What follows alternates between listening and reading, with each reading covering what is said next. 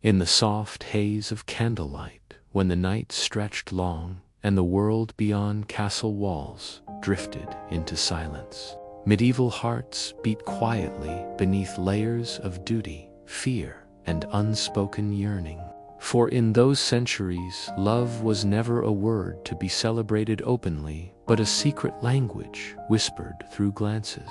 gestures, and songs that carried more truth than any sermon ever dared. Dating, as we know it, had no name, yet the longing for affection was etched into every heart that toiled, prayed, or plotted beneath the gaze of God and king alike. The noble woman trapped within her stone chamber, and the peasant girl mending torn linen by firelight, both shared a hunger for connection in a world that traded hearts like property.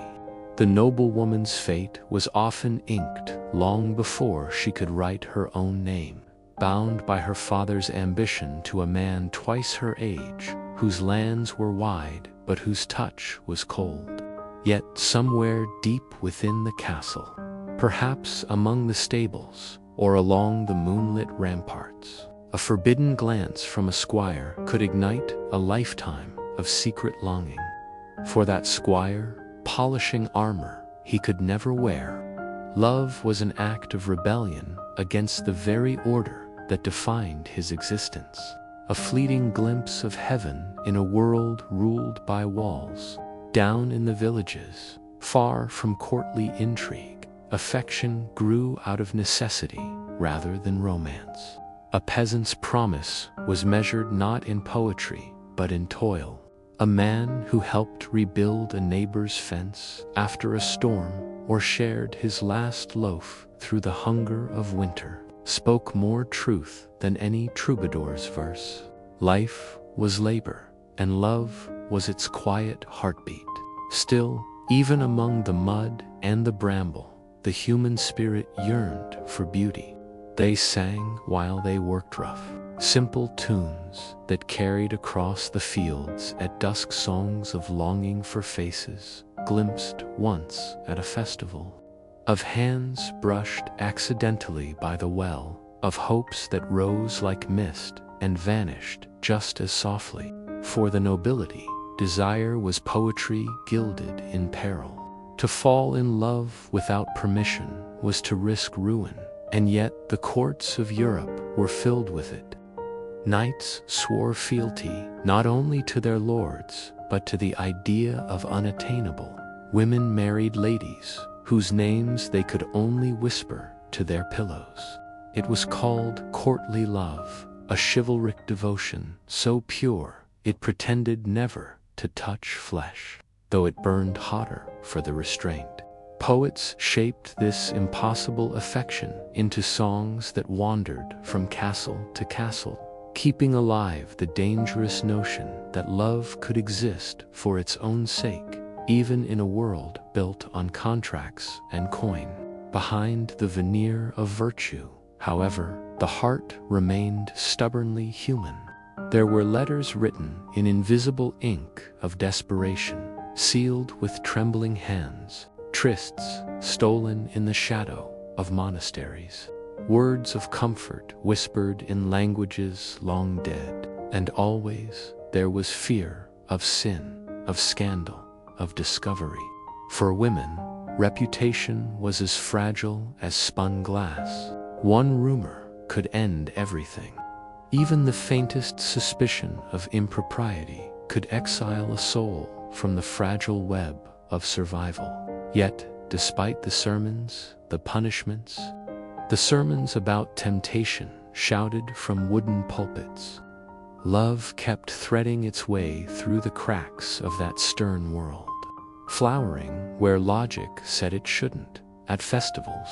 when May Day fires burned and garlands crowned even the poorest of heads, people forgot for a single night the cages they lived in. Beneath banners and laughter, with the scent of smoke and mead in the air, boys and girls danced until their feet bled, hands brushing, eyes meeting beneath masks of straw and cloth, hearts daring to hope that perhaps fate could be kind, if only for an evening. For some, that was enough. A shared look, a song sung together before dawn, scattered the courage from their bones. For others, it became a story passed down through generations, a quiet defiance whispered at hearthsides when the wind howled.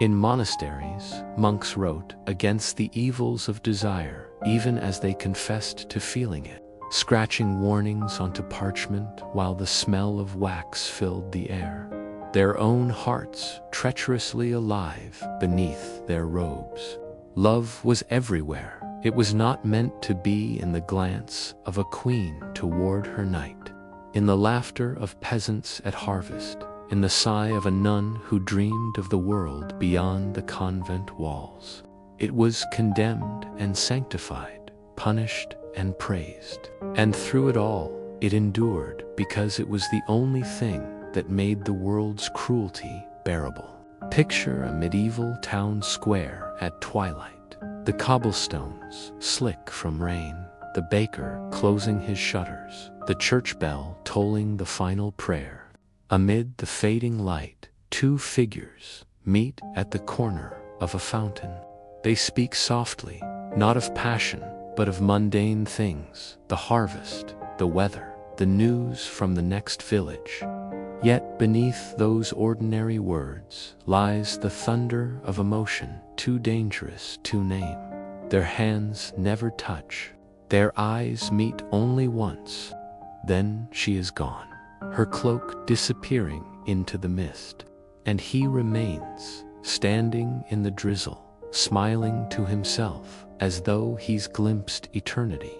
That is what love looked like in the medieval world, not loud, not free, but stubborn, hidden, alive in the smallest corners of a life ruled by order. It was not about the freedom to choose, but about the courage to feel, despite not having that choice. For every arranged marriage, there was a poem written in secret. For every vow forced by a priest, there was a whispered prayer that maybe, somehow, hearts could belong to themselves. In those centuries, when everything seemed dictated by God and Lord alike, love was the one thing that belonged to no one, not even to time. When you close your eyes and imagine those candlelit chambers, the smell of wax, the rustle of silk, the sound of rain on stone, know that even then, people dreamed of holding hands without consequence, of waking beside someone chosen by heart and not by duty. They dreamed of being seen not as possessions or providers, but as souls reaching toward one another in the dark. That dream, fragile and forbidden, is what survived the centuries. It flickered like the flame of a single candle against the draft, bending but never going out, its light stretching across generations to remind us that love, no matter how silent, how hidden, how doomed, has always found a way to be. As the night deepened and the moon climbed higher, spilling its silver light over the uneven cobblestones of villages and the polished stone floors of noble halls alike, the rhythm of medieval longing continued its quiet, insistent song, threading through every chamber, courtyard, and tavern with the persistence of an echo no walls could contain. Nobles and peasants alike navigated a world ruled by obligation, wealth, and piety, where every word spoken or glance exchanged could carry consequences heavier than the cold iron of a knight's sword. Yet within those constraints, the human heart found ways to speak, to touch, and to imagine a connection that might never fully materialize. And in the hush of the evening, one could see it in the shy lowering of eyes, the subtle brush of hands against wooden tables, the careful exchange of notes written in candle-smudged ink and hidden in the folds of garments or beneath loose stones near a garden wall. Each missive, a heartbeat captured on parchment, carrying hopes and secrets too dangerous for open declaration. Consider the young woman in her tower chamber, the hush of her family's house around her, the flicker of the hearth reflecting in her eyes as she clutched a letter she had been given in secret by a trusted maid. Her pulse quickened by the knowledge that the sender, a man of no title, no fortune, and yet everything she could desire in terms of kindness and humor, awaited her answer as the church bells tolled midnight, marking hours that seemed simultaneously eternal and fleeting. And imagine the courage it took to place even a single word on that paper, knowing discovery could bring punishment, scandal, or heartbreak, and yet the thrill of expression, of acknowledgement, of existing beyond the rigid boundaries set by bloodline or decree, gave life a light it might otherwise have lacked. Meanwhile, in a peasant household on the edge of a field, a young man returned from tending cattle with mud on his boots and the scent of hay in his hair. Yet even he carried the secret of a shared glance from the baker's daughter. A subtle inclination of the head, a smile exchanged when no one else could see. Moments that formed a private lexicon of affection, where survival and desire intersected in acts of care. He would repair the roof that threatened to collapse in the next storm. She would save him the last loaf of bread. And in these small exchanges, love, however unspoken, wove itself into the fabric of daily life, proving that romance did not require luxury, only attention, persistence, and a willingness to imagine another soul as companion and equal. The noble courts, by contrast, played love as both strategy and sport, a perilous dance where the slightest misstep could turn poetry into scandal, where a knight's carefully crafted ode could elevate a lady's status or mark him for ruin, depending on the interpretation of onlookers, and where every gesture, bow, glance, or offered glove was loaded with significance beyond immediate comprehension, a lexicon of devotion codified in ritual but made human in its capacity to elicit longing, despair, and fleeting joy. Troubadours and minstrels carried the stories of these hidden affections across miles of forest and cobblestone, preserving in verse the tension of hearts constrained by expectation, while in convents, behind closed doors, young women practiced restraint in obedience to vows, but betrayed the tender stirrings of curiosity, wonder, and desire through notes hidden in prayer books, marginal sketches, and whispered confidences, demonstrating that even in spaces designed to suppress personal longing, the human need for connection found channels, subtle and defiant. When festivals and fairs erupted across towns and villages, the air thick with smoke, the scent of roasting meat, the cacophony of instruments, merchants, and laughter,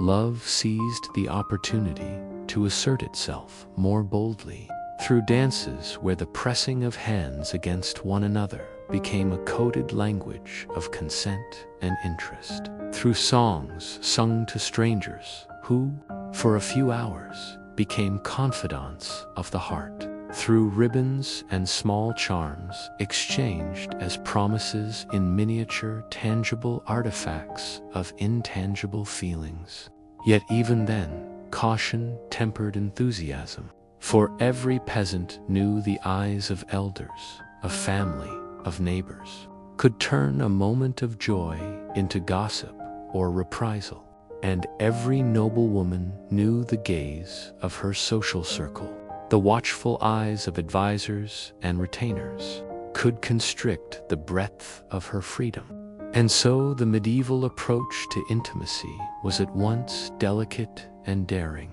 quiet yet insistent, a mixture of ritual, imagination, and defiance, where each unspoken word carried weight.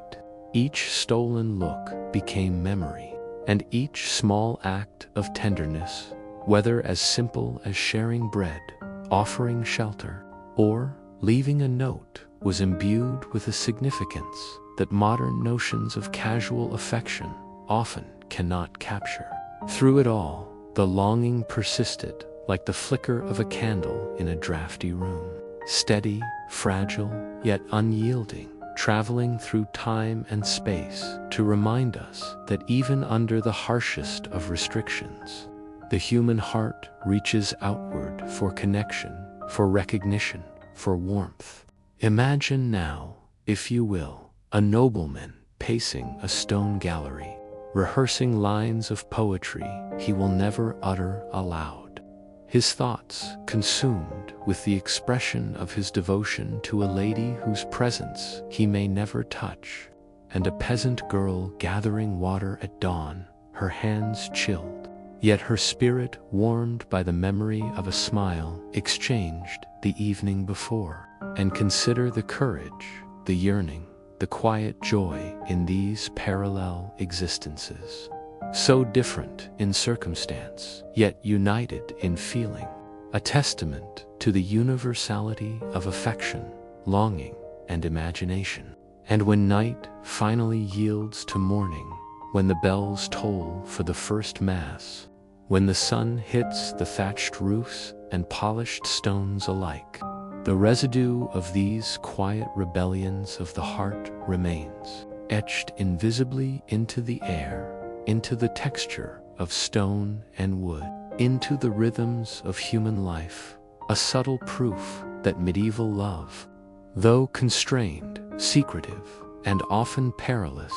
was no less vivid, no less vital than any affection we might take for granted today. It is in this delicate balance of risk, secrecy, and human persistence that we find the medieval soul forever seeking, forever dreaming, and in doing so, leaving a legacy of emotion so precise, so patient, and so profoundly human that even centuries later, we feel its pulse when we imagine those candlelit halls, those misted courtyards, those humble cottages where hands brushed and hearts raced, proving that love, in its many forms, transcends class, law, and time itself, persisting in the quiet, in the unseen,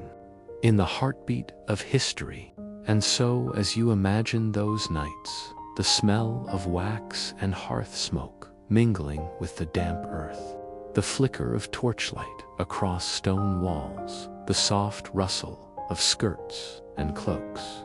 the hum of hidden songs and whispered confessions, know that these medieval hearts, whether in gilded chambers or humble homes,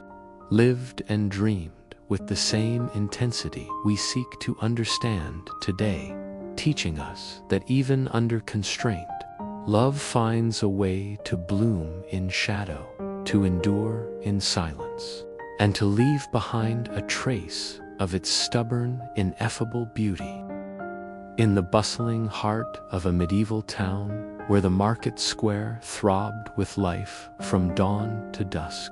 love often found its way through the most ordinary yet vibrant scenes. For in the chaos of merchants calling out wares, the smell of freshly baked bread mingling with the tang of livestock, and the shuffle of peasants and nobility alike across uneven cobblestones, hearts met and whispered without drawing attention. And it was here, amid the lively din and subtle glances, that the subtle arts of courtship were practiced with a mixture of courage, cunning, and hope. As young men and women navigated social boundaries with care and precision, learning to express desire without exposing themselves to scandal or retribution. for reputation could mean the difference between survival and disgrace. And yet the need for connection was stronger than fear, pushing hearts to seek moments of intimacy wherever possible, in quiet corners, behind stacks of barrels, beneath the shade of market stalls, or along narrow alleyways where sunlight barely penetrated. And in these spaces, gestures became language, a touch of the hand to steady a basket, a glance across the square held just a beat, a smile offered with the innocence of daily courtesy yet laden with intent. And each of these small signals, so easily overlooked by the careless observer, could ignite a chain of longing and anticipation that stretched across days or weeks, culminating in encounters arranged through subtle messages delivered by friends, pages, or even animals trained to carry folded notes tucked into harnesses. For in a world without telegraph or post office, ingenuity was the currency of clandestine love, and those who mastered it gained a foothold in each other's hearts. Noble women, cloaked in the finest fabrics of velvet and silk, often practiced this same art with equal patience and precision, concealing their interest behind polite conversation and careful observation, noting which words elicited amusement, which gestures betrayed sincerity, and which smiles were merely a courtesy of etiquette. Yet even amidst the strictures of class and decorum, true affection found a way, revealing itself in acts of thoughtfulness, such as a knight remembering the lady's favorite flowers, arranging for a token of charm delivered at dusk, or a merchant noticing the shopkeeper's daughter's fatigue and offering relief in labor, goods, or conversation, small deeds imbued with significance that transcended the mundane tasks of daily life. And these seemingly insignificant actions often formed the foundation of relationships that might never culminate in marriage, yet flourished in private spaces of trust and shared understanding. The marketplace itself became a theater for such subtle seduction, a space where observation and performance intertwined, where a lute player's song might carry a hidden message, a spice vendor's wink convey unspoken admiration, and the simple act of exchanging coin could become a ritual charged with possibility. Each encounter rehearsed yet spontaneous, governed by rules, unwritten yet universally understood, where eye contact, timing, and patience were as vital as any spoken promise, and where a fleeting moment of laughter or embarrassment could bond to souls with more intensity than a week of direct conversation in the shadowed corners of taverns adjacent to the market. More daring expressions of longing unfolded, for here, under the haze of smoke and candlelight, social restrictions loosened slightly, and young men and women could engage in conversation that strayed beyond the trivialities of commerce into speculation, flirtation, and confession. Yet, even then, the eyes of elders, guardians, or watchful neighbors created a delicate tension that made every word and movement a careful negotiation. And it was precisely this tension that gave medieval dating its unique texture, the blend of anticipation, fear, and excitement that defined the emotional landscape of the time. In rural areas, far from bustling towns, courtship relied on rhythm and repetition, on labor performed side by side, shared tasks that built trust, and moments of respite where conversation and laughter could flourish. A shepherd helping with the harvest, a young woman offering water to a laborer, A simple touch of hands passing grain from basket to basket tall, these became the language of affection, silent yet powerful. And when the evening descended, and the moon rose over thatched roofs, lovers met in meadows, beneath trees, or along riverbanks, where no eyes could judge and only stars bore witness. Their whispers, carried by the night air, promises and dreams, entwined with the scent of wild flowers and damp earth. The world reduced to the shared pulse of two hearts daring to feel beyond the limits imposed by survival, law, or family. And it is in these private exchanges that the medieval understanding of intimacy truly reveals itself, in action rather than ceremony, in courage rather than convention, in presence rather than possession. For to love in that age was to act with care and ingenuity, to find space in a crowded,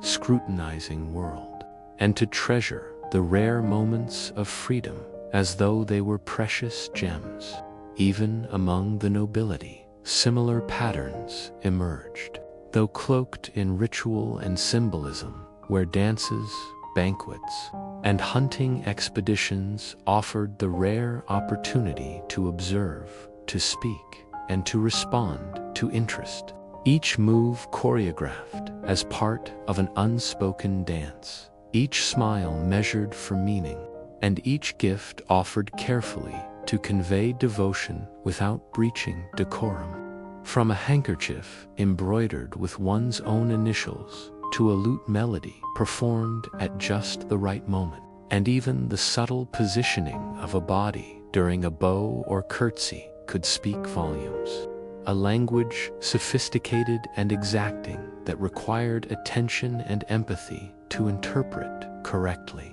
Over time, relationships flourished in this delicate ecosystem of observation, courage, and patience, built upon trust, shared understanding, and small demonstrations of care, sometimes culminating in formal betrothal, often lingering quietly in memory, letters, and private confidences. Evidence that even in a world constrained by hierarchy and propriety, the desire to connect, to love, and to be known remained inexhaustible, persistent, and profoundly human, shaping not only individual lives but the cultural fabric of towns, courts, and villages, leaving traces in songs, poetry, and records that centuries later allow us to glimpse the depth, ingenuity, and beauty of medieval courtship, reminding us that those circumstances were vastly different. The impulses, risks, and joys of love are timeless, enduring across generations, quietly thriving in both grand halls and humble cottages, waiting to be imagined anew by every heart willing to feel. And as the sun finally dipped below the horizon, casting a golden glow over cobblestones and rooftops, the memory of these marketplaces and moonlit meetings lingered, a testament to the resilience, creativity, and tenderness of hearts seeking each other amidst the complexities of a medieval world. As twilight deepened and the market square emptied of its daytime clamor, the medieval town shifted into a quieter rhythm, yet the pulse of longing continued to hum beneath the cobblestones. For even when merchants packed away their wares and the last animal was led home to its pen, hearts did not rest. They found their own stages, their own theaters of expression, where glances, touches, and whispered words carried weight far beyond the words themselves. And in this liminal space between day and night, young men and women sought the rare freedom to navigate affection without interference, moving like shadows through alleys, along the edges of fountains, and beneath the shelter of overhanging roofs where eyes of watchful neighbors or elders could not reach. And it was here that the delicate artistry of medieval courtship revealed itself in full. For every movement, every gesture, every breath was calibrated to convey interest, devotion, or reassurance, and to avoid scandal. For the boundaries of propriety were strict and unforgiving, and yet the human heart, restless and insistent, refused to be contained, weaving connections that were invisible to the casual observer, yet vital to those involved. And consider the young blacksmith, calloused hands wiped clean of soot, yet trembling slightly as he offers a carved trinket to the baker's daughter, the token humble in material, yet monumental in significance, carrying not just admiration, but the courage to hope, to risk, to claim a moment of recognition in a world that offered so few. And the girl, cheeks warmed by embarrassment and delight, accepts it with subtle grace, her glance lingering just a heartbeat longer than necessary, speaking volumes in silence. And in that instant, a fragile bond is formed, built on the exchange of vulnerability and mutual understanding, a bond that may never lead to marriage, yet endures in memory, in narrative, in the quiet corners of daily life, a testament to the human need for affection that transcends circumstance. And not far away, the courtyard of a manor holds another scene equally charged, where a noblewoman, her gown glinting with threads of gold, leans against a balcony as a knight below adjusts his plume nervously, rehearsing the words he will never speak aloud, yet hoping that his gestures bowing with precision, offering a handkerchief folded with care, catching her eye during the ceremonial procession, will convey more than decorum allows. And here, too, the dance of observation, patience, and subtle signaling unfolds, each participant aware that reputation, honor, and survival are at stake, yet daring to feel, daring to hope, daring to speak through action rather than direct declaration. For, in medieval society, action often spoke louder than words, and sincerity, discerned through attentiveness and timing, was valued above flamboyance or boldness. And so, these acts of courtship, whether among the nobility in gilded halls or among peasants in humble cottages, shared the same essence, the careful cultivation of intimacy, the negotiation of space, the translation of desire into observable yet discreet behavior, and the persistent, quiet assertion of human need in a world governed by structure, duty, and observation. And it was in these moments, exchanging a glance across a crowded room, offering a simple gesture of care, hiding a note beneath a loose stone, that medieval hearts expressed themselves most fully, creating memories that, though ephemeral, shaped the emotional landscape of communities, leaving traces in song, story, and history. 4 troubadours immortalized fleeting connections in verse. Chroniclers recorded subtle dramas of affection alongside battles and treaties, and the collective imagination of towns and villages carried forward these delicate acts of rebellion, ensuring that love, though constrained, remained visible to those who looked carefully enough. And as night deepened, lanterns cast soft golden pools across streets and plazas, illuminating faces, hands, and eyes that dared to meet in defiance of strictures. And in that chiaroscuro of light and shadow, the essence of medieval romance thrived, reliant not on freedom or luxury, but on creativity, courage, and attentiveness. As couples, whether noble or common, found the spaces where their hearts could speak,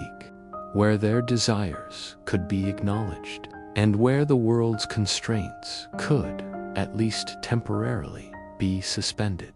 And consider to the lovers who met beneath the arches of ruined abbeys or along the banks of quiet rivers, where no observer could judge, and where moonlight and mist transformed ordinary spaces into stages for intimacy, where whispered words carried across water, fingers brushed amid reeds, and shared laughter became a language of hope, each act, gesture, and murmur resonating with significance, because it had been earned, because it was stolen, because it defied the ordinary rules of existence.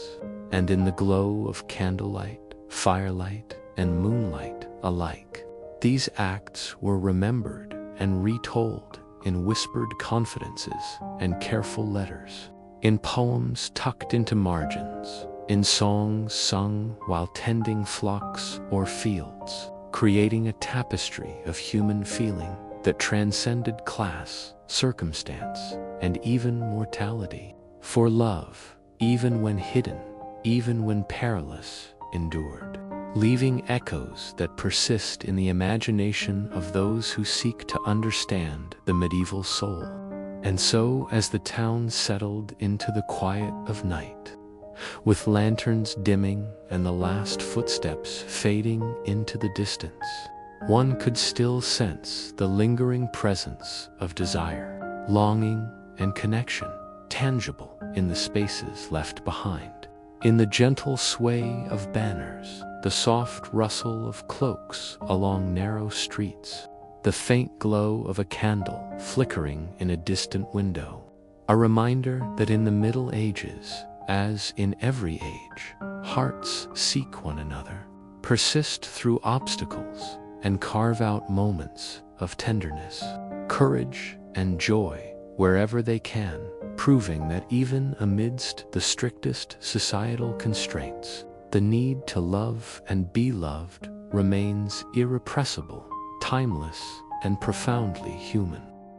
In the quiet of a medieval evening, when the last of the townspeople had retreated behind heavy wooden doors and the scent of smoke from hearths mingled with the cool night air, the practice of courtship took on forms both ingenious and delicate. For in a world governed by social hierarchy, etiquette, and rigid familial expectations, love expressed itself in subtleties, where letters written by candlelight and delivered in secrecy became the vessels of emotion too dangerous to speak aloud, and every stroke of quill carried the weight of hope, fear, and longing, a tangible imprint of the human heart navigating a labyrinth of rules and conventions, while outside, lanterns flickered along the streets, casting shadows that stretched and danced across cobblestones, illuminating paths that allowed young lovers to meet, exchange glances, or leave tokens for one another in carefully chosen hiding places and within the walls of noble houses. These rituals took on a grandeur that mirrored the refinement of their society. For a note passed beneath the railing of a balcony, a folded handkerchief left atop a windowsill, or a verse recited discreetly during a gathering could carry meaning far greater than the value of the words themselves, creating connections that were invisible to the untrained, yet profoundly real to those who understood the language of restraint and patience. And even among the peasantry, ingenuity prevailed, with messages slipped into baskets of goods tied to the feet of small animals, or hidden beneath stones along frequently traveled paths, each method carefully designed to avoid the scrutiny of elders or inquisitive neighbors. For reputation and survival often depended on discretion, and yet the need to express affection, to acknowledge desire, and to forge a bond could not be denied, compelling hearts to seek, find, and communicate in whatever ways were available, whether through a glance, a touch, or a carefully hidden missive. And in these acts, one can see the essence of medieval intimacy, a blend of creativity, courage, and patience that transformed ordinary spaces into theaters of secret connection, where every choice, every movement, and every word was imbued with significance beyond the surface, a testament to the human heart's capacity for longing and devotion even under the most constraining circumstances. And consider the young squire pacing the stone corridor of his lord's keep, rehearsing the wording of a letter he will never read aloud, yet pouring every feeling of admiration, fear, and hope into each carefully crafted phrase, knowing that the recipient, a lady of rank and beauty, will interpret not only the literal meaning, but the subtext, the intention, the courage behind the act, and that the simple act of writing, of allowing himself to feel and to communicate, is itself an act of defiance and self-expression in a society that demands obedience and composure. While elsewhere, a peasant girl, seated by the hearth, traces her fingers over a token received from a young man she admires, imagining the moment it was delivered, the nervous glance, the secret satisfaction of connecting through objects and gestures. And even as she returns the favor with a small gift or note, she navigates an intricate network of social rules, understanding implicitly that each action could be scrutinized or misinterpreted, yet embracing the thrill and necessity of expression, for the desire to be seen, acknowledged, and cherished is as vital as food, warmth, or shelter. And in this delicate balance between risk and reward, medieval love reveals itself not only as a pursuit of pleasure, but as an essential affirmation of humanity, a subtle yet persistent insistence on individuality, choice, and emotional truth, a refusal to be extinguished by the weight of expectation. And when night deepens further and the town sleeps under a blanket of stars, the act of walking beneath the lanterns, of leaving or retrieving notes, of exchanging secret smiles along narrow streets becomes a ritual charged with meaning, where every heartbeat echoes the courage it takes to hope, and every whispered word carries the resonance of countless unspoken promises, teaching us that affection, patience, and subtlety were the currencies of connection, treasured far beyond the fleeting excitement of physical proximity. And in the glow of a single candle flickering in a tower chamber, one can imagine a noblewoman reading a letter,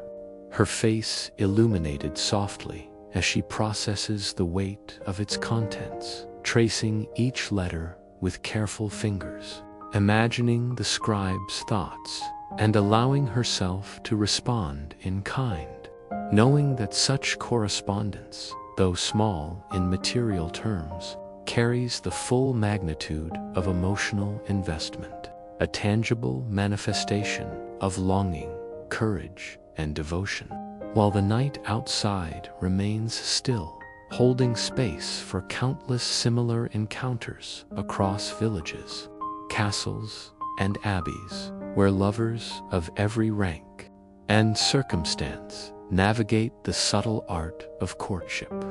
creating a web of connection that is simultaneously delicate and enduring, secretive yet powerful, and over time, these acts become woven into the fabric of medieval life, chronicled in songs, poetry, and letters preserved by scribes, librarians, and family members who understand the value of sentiment hidden in plain sight. For love, even when constrained by etiquette, law, and duty, finds its way through human creativity, determination, and courage, transforming moments into memories, gestures into declarations, and words into enduring symbols of the universal desire to connect, to belong, and to be recognized. And as dawn approaches, with lanterns extinguished and the town slowly stirring to life, the traces of the night's secret meetings, exchanged letters, and whispered promises remain, carried in the hearts of those who dared to love,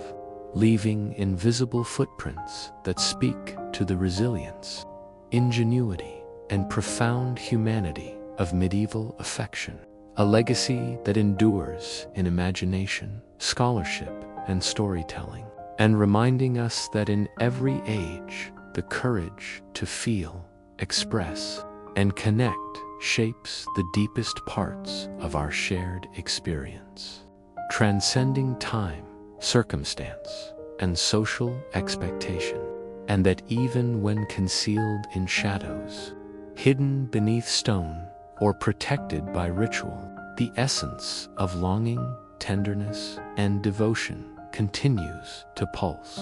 unbroken, unyielding, and beautifully human. As the first whispers of night deepened into the quiet pulse of a medieval town,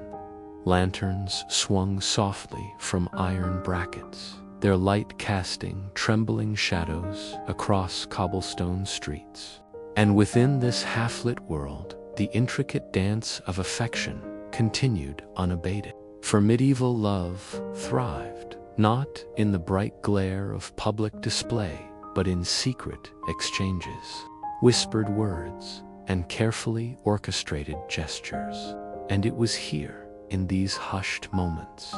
that hearts revealed their courage, ingenuity, and depth of feeling, whether in noble halls or humble cottages, where the weight of family, status, and survival demanded discretion, and yet desire refused to be ignored, forging its own language in the spaces left between obligation and observation.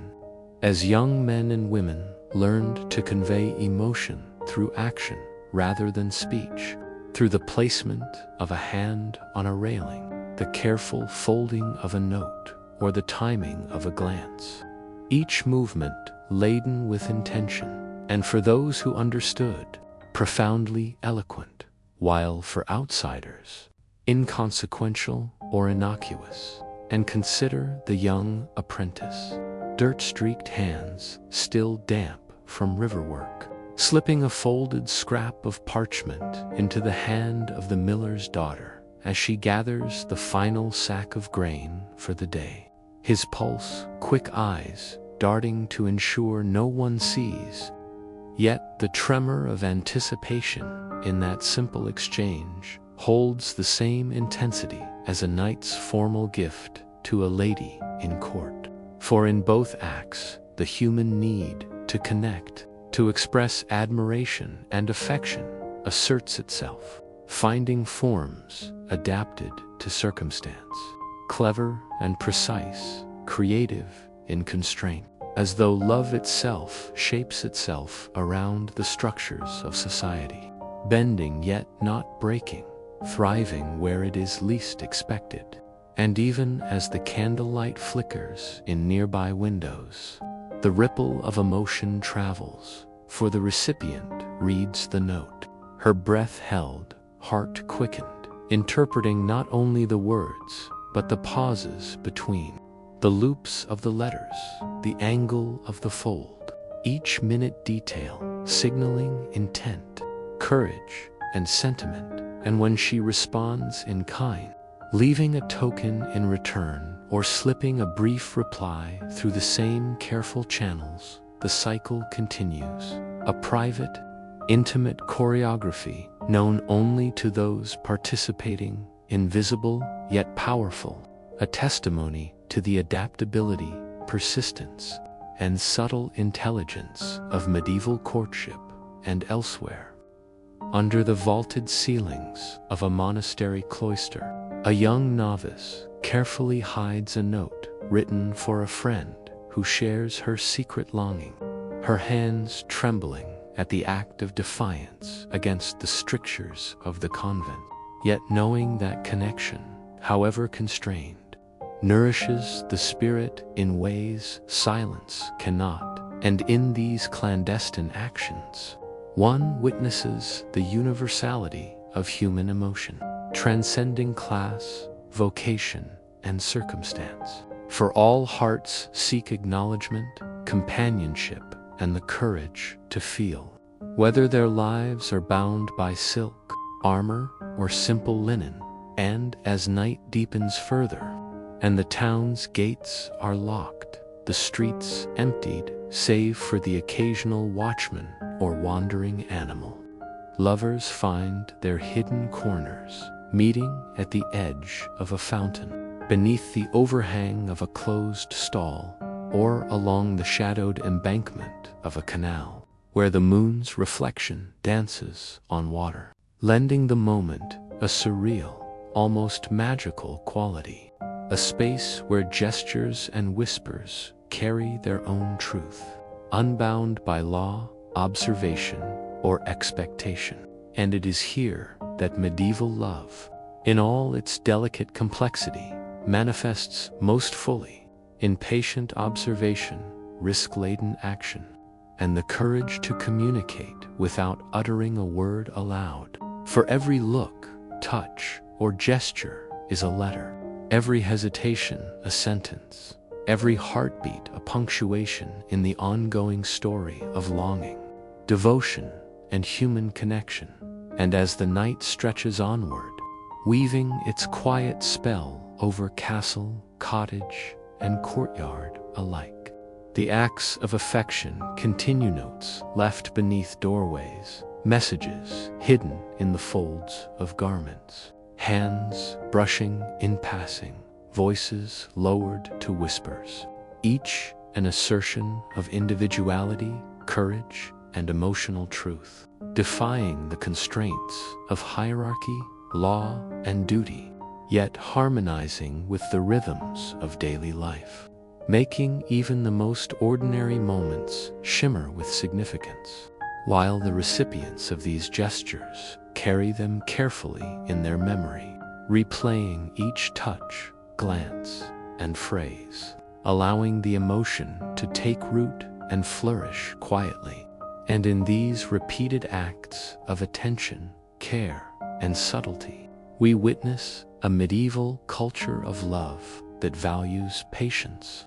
ingenuity, and nuance above overt display, teaching that affection, when nurtured thoughtfully and deliberately, can thrive even in the strictest circumstances, can endure across distance and time, and can imprint itself on the lives of those involved with profound and lasting effect. And when dawn approaches, lanterns dimmed, and birds stir in the quieting town, the traces of these nocturnal exchanges remain, carried in memory, in small tokens, in the subtle alteration of daily routines, in songs later sung, in poems later written, and in the imagination of generations yet to come. For medieval love, though often hidden, constrained, and coded, leaves an indelible mark, and its essence the courage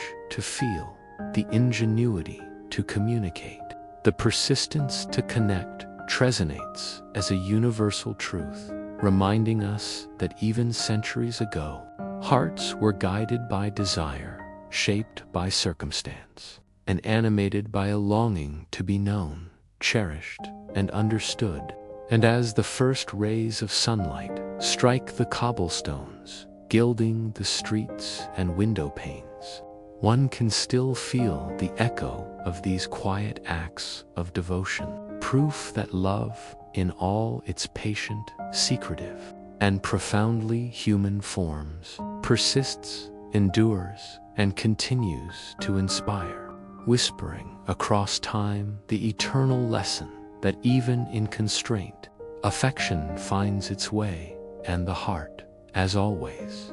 will seek its counterpart. In the serene hush of medieval gardens, tucked behind high stone walls, where the scent of herbs and blooming flowers mingled with the earthy aroma of freshly turned soil,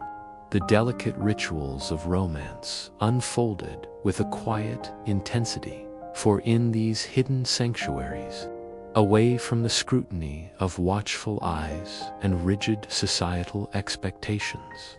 lovers noble and common alike found the rare freedom to speak, touch, and simply exist in the presence of another. And it was here that medieval courtship revealed its most subtle, patient, and profound form, where a lingering glance across a fountain, the careful placement of a hand on a gate, or the offering of a small flower picked from the garden could carry meaning deeper than any spoken vow. And every gesture, no matter how seemingly insignificant, became a declaration of courage and desire, for to risk exposure in a world of rules and hierarchies was to embrace both vulnerability and defiance. And consider the young noblewoman reclining beneath a trellis heavy with wisteria, her fingers tracing the intricate lines of a pressed flower sent to her by a suitor,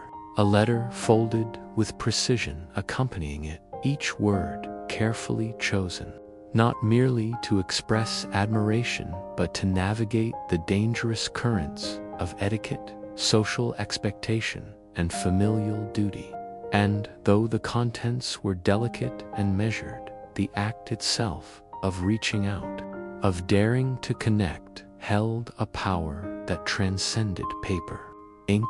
and decorum. And far from the stone towers and silk drapes, in the modest garden of a peasant household, a young man pauses by the herb beds where a girl tends the thyme and rosemary, exchanging a soft smile and the briefest touch of hands. An exchange small in scale but immense in emotional resonance, a silent acknowledgement that amid toil, hardship, and constraint, affection persists, insisting on being expressed, imagined, and shared. And these quiet acts of connection were observed and remembered, becoming part of the intricate fabric of social life, chronicled in memory, in song, in whispered tales, and in the subtle ways in which communities understood, respected, or concealed these private displays of emotion.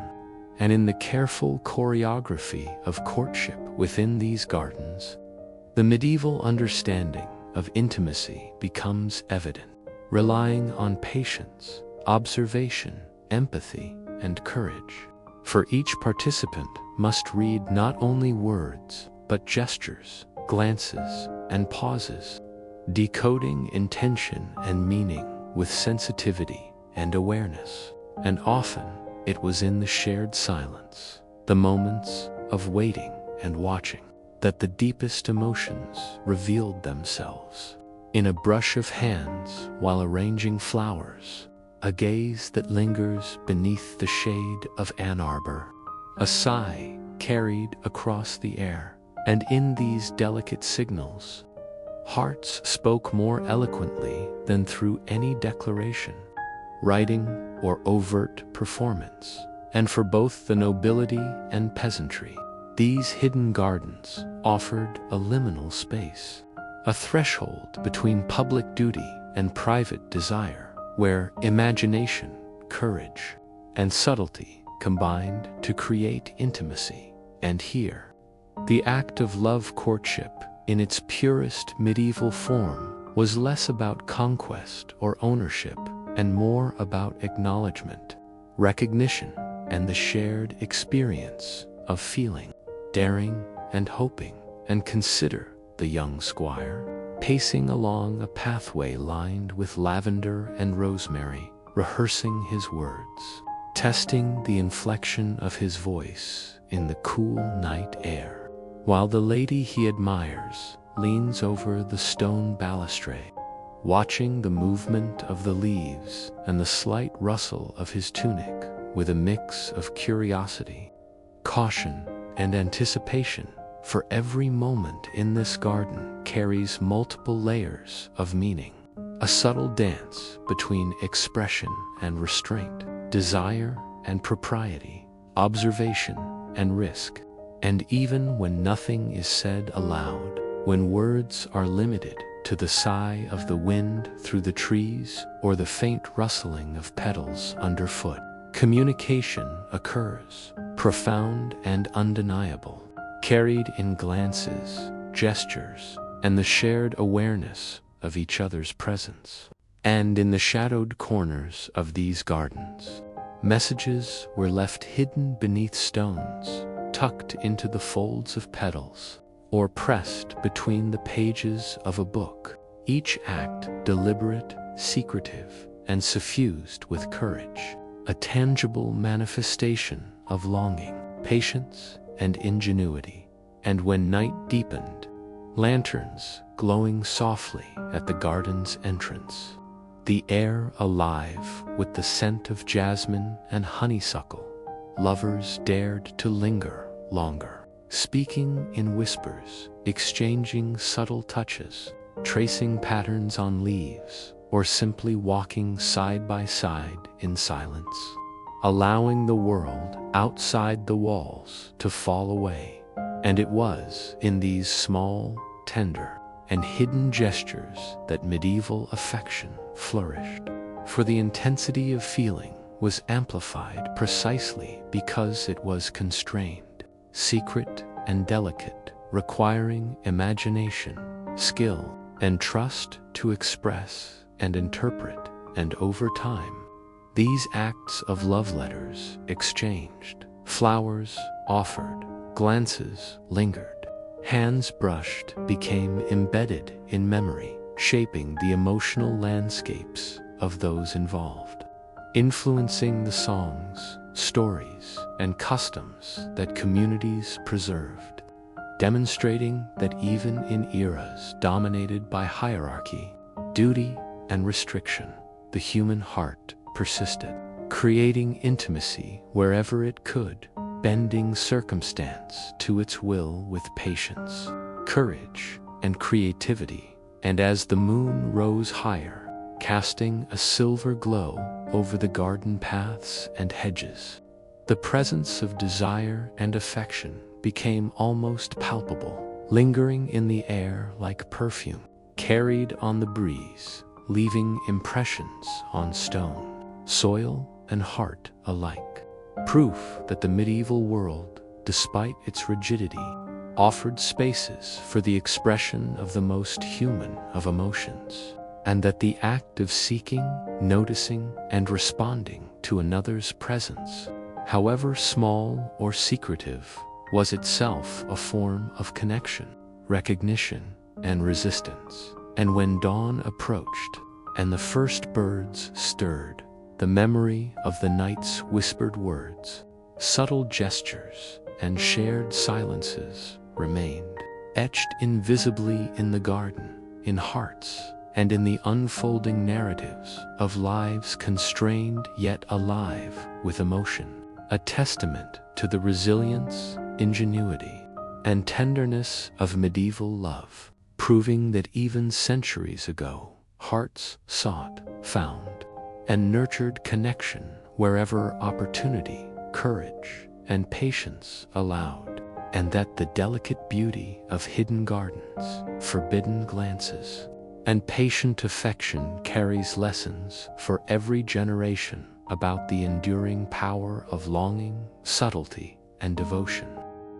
As the night deepened and the garden paths lay shrouded in shadow, the medieval world seemed to contract, leaving only the soft glow of lanterns, the muted scent of flowers, and the quiet murmur of hearts daring to speak where words were scarce. And in these secluded spaces, courtship flourished with a delicate precision, for every gesture, glance, and movement carried meaning far greater than the act itself, transforming ordinary moments into profound declarations of attention, courage, and longing. And consider the young noblewoman, her hand brushing gently over the petals of a rose carefully placed for her by a suitor, tracing the edge of a parchment folded within the bloom, reading and rereading the subtle expressions of devotion,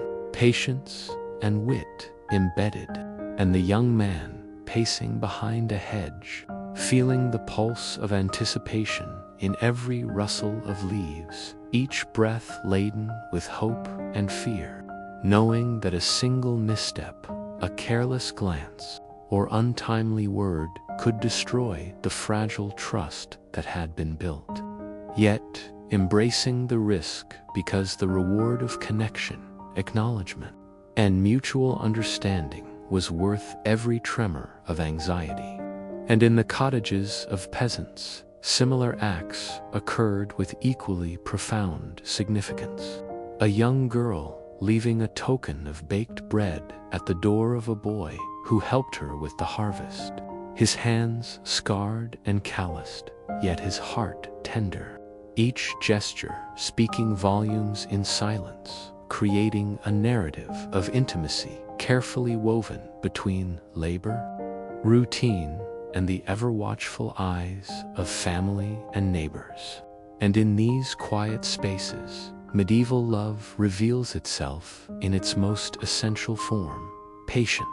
observant, inventive, and emotionally articulate, relying on creativity, courage, and subtlety to flourish. While the ambient sounds, the rustle of leaves, the soft hum of distant livestock, the whisper of wind through arches serve as accomplices, carrying messages, masking footsteps, and lending an air of magic to otherwise mundane surroundings. And in noble estates, hidden gardens offered rare respite from formal obligations, where young knights and ladies practiced the art of subtle communication. A touch on the sleeve, a tilt of the head, or the carefully measured spacing of footsteps conveying intent, interest, or reassurance without violating social norms. While letters and tokens left beneath hedges or in hollowed tree trunks extended the reach of affection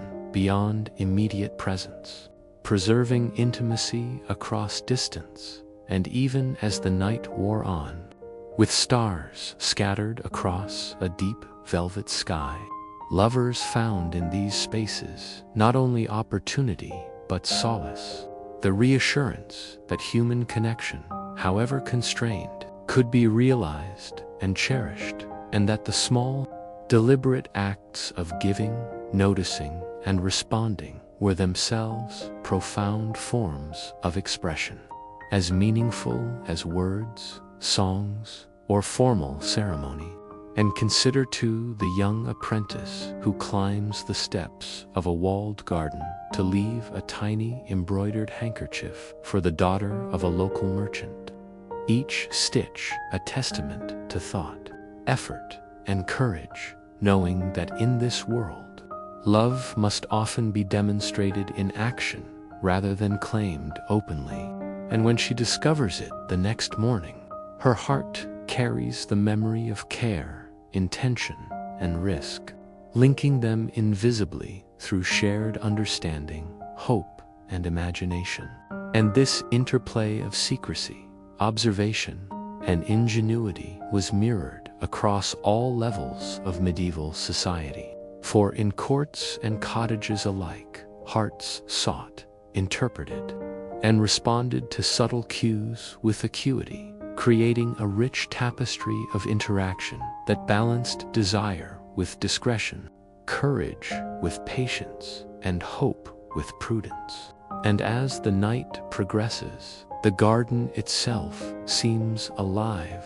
with this pulse of human longing. Pathways echoing with invisible footsteps, flowers holding traces of touch, air vibrating with unspoken words. And in these ephemeral yet deeply resonant moments, medieval lovers discovered the power of shared space, of presence, and of attention, learning that affection could flourish even when unspoken, that trust could be built without spectacle, and that the simplest gesture, when imbued with sincerity and courage, could carry meaning far beyond itself, connecting hearts across distance, circumstance, and social rank. And through these acts, medieval society nurtured the persistence, creativity, and subtlety of human emotion, leaving behind a legacy evident in letters preserved by careful hands,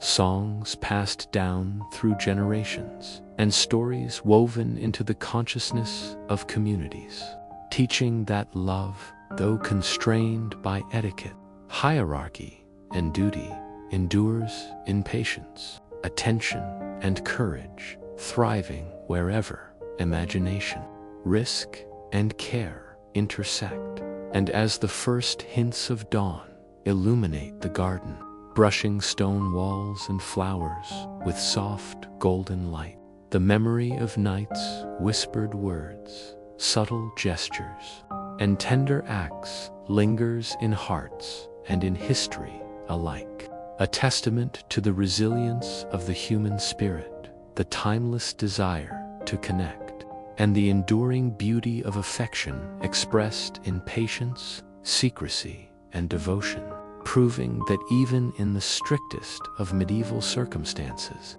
the pulse of love continued to beat with subtle power, leaving traces that ripple across time, inspiring imagination, empathy, and understanding for generations yet to come, and reminding us that the quiet courage to feel, the ingenuity to express, and the persistence to connect define the truest essence of human connection, visible not in grand gestures alone, but in hidden gardens, secret glances,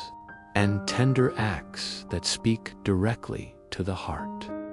As the seasons turned and the vibrant rhythms of medieval life unfolded, festivals and fairs emerged as both spectacle and sanctuary, offering fleeting moments where hearts could meet under the pretense of celebration, and amid the clang of bells, the scent of roasting meats, the colors of banners, and the lively music of minstrels, lovers noble and common found opportunities to communicate, connect, and even risk exposure, for in the chaos of stalls, laughter, and dancing, the strictures of daily life loosened just enough to allow glances, gestures, and words to carry meaning in ways impossible in the quiet order of home or court. And it was here, beneath the flickering torches, that the delicate craft of medieval courtship revealed itself in full, for a hand brushing against another's in passing, a shared laugh at a playful performance, a subtle bow or nod in recognition, or a carefully timed step in a dance could convey intentions, admiration, and affection. Each act observed and interpreted by participants, yet often invisible to onlookers. And consider the young blacksmith navigating the crowded fair, weaving between merchants and villagers, heart pounding as he searches for the baker's daughter, whose presence has lingered in his thoughts for months, their eyes meeting briefly across a stall, sending a surge of recognition that ignites a sequence of small, intentional acts, offering a ribbon, sharing a sweet from a vendor, stepping in rhythm during a dance, each movement calculated to communicate without speaking openly, for even in a festive space, social rules and observation constrain the bold. Yet creativity and courage carve their own path, and elsewhere, in the noble's pavilion, a young lady of rank watches the tournament with her attendants, her gaze finding a knight whose skill and wit she admires. Noting the slight bow he gives when catching her eye, the subtle gesture of offering his glove to a companion nearby. Each action interpreted as signal and invitation, a complex dance of observation, timing, and understanding that requires patience and intelligence to navigate. And yet, despite the elaborate choreography, the emotions remain authentic, for longing, admiration, and hope pulse beneath every carefully measured step, glance, and gesture. And in the outskirts of the fair, where shadows mingle with torchlight, clandestine meetings take place between peasants, tradesfolk, and apprentices, hidden by stalls and the bustle of visitors, whispered words exchanged, hands briefly touching, and secret smiles acknowledging mutual recognition, and even a shared song or tune played on a simple instrument carries hidden meaning, a subtle code understood by those involved, evidence that medieval affection adapts to circumstance, seizing moments wherever possible, inventive, patient, and brave, while at the same time constrained by observation, reputation, and expectation. And as the night deepens, torches casting long shadows across cobblestones, lanterns glowing along pathways, and the scent of flowers from nearby gardens mixing with smoke and cooking food, the atmosphere becomes charged with possibility, where small acts of courage, slipping a note beneath a door, exchanging a token under the cover of darkness, lingering at the edge of a dance floor, create emotional resonance far beyond the physical actions. And consider the young maiden carefully observing the movements of a favored companion, timing a touch to the sleeve just so, allowing a glance to linger, or offering a fleeting smile, while the recipient decodes every nuance, creating a silent dialogue of longing, respect, and recognition, all under the guise of casual interaction. And these moments, though ephemeral, leave an indelible mark on memory, shaping understanding, imagination, and emotion, building intimacy that can endure beyond the fleeting duration of the festival. And in the nobility, similar practices unfold with even greater complexity.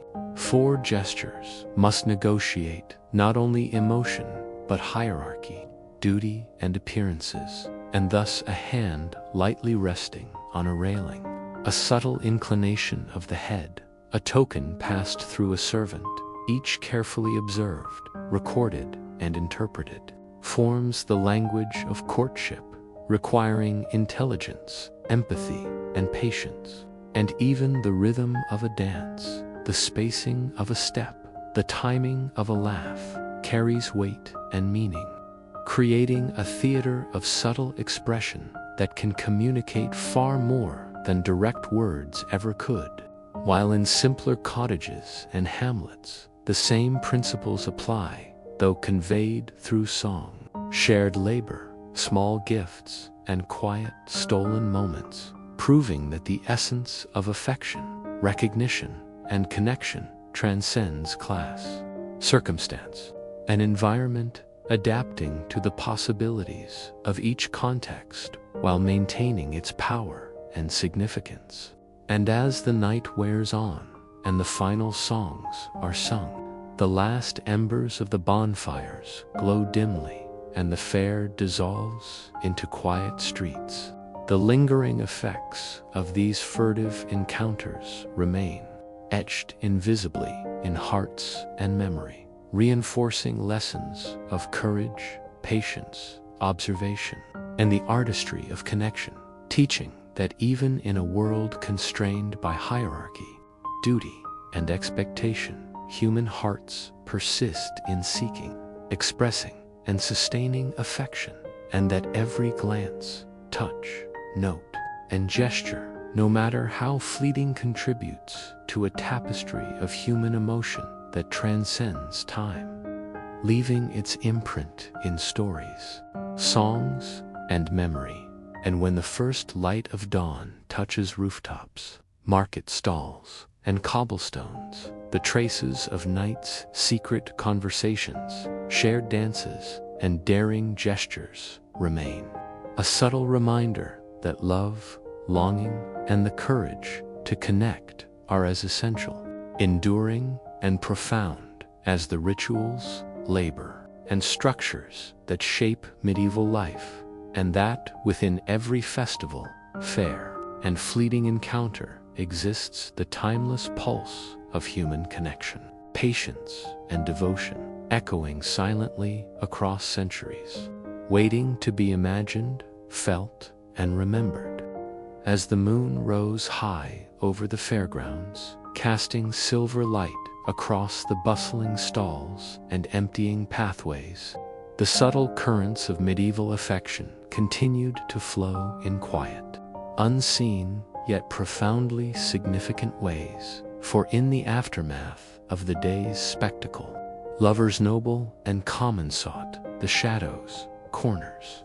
and hidden alcoves where gestures, words, and glances could be exchanged with safety and intimacy. And it was in these fleeting moments that the artistry of medieval courtship came alive, where a hand briefly touching another's shoulder, a whispered compliment carried on the night air, or a token hidden beneath a cobblestone could speak volumes, creating a private dialogue that unfolded alongside the public festivities, while simultaneously negotiating the rigid structures of class, propriety, and observation.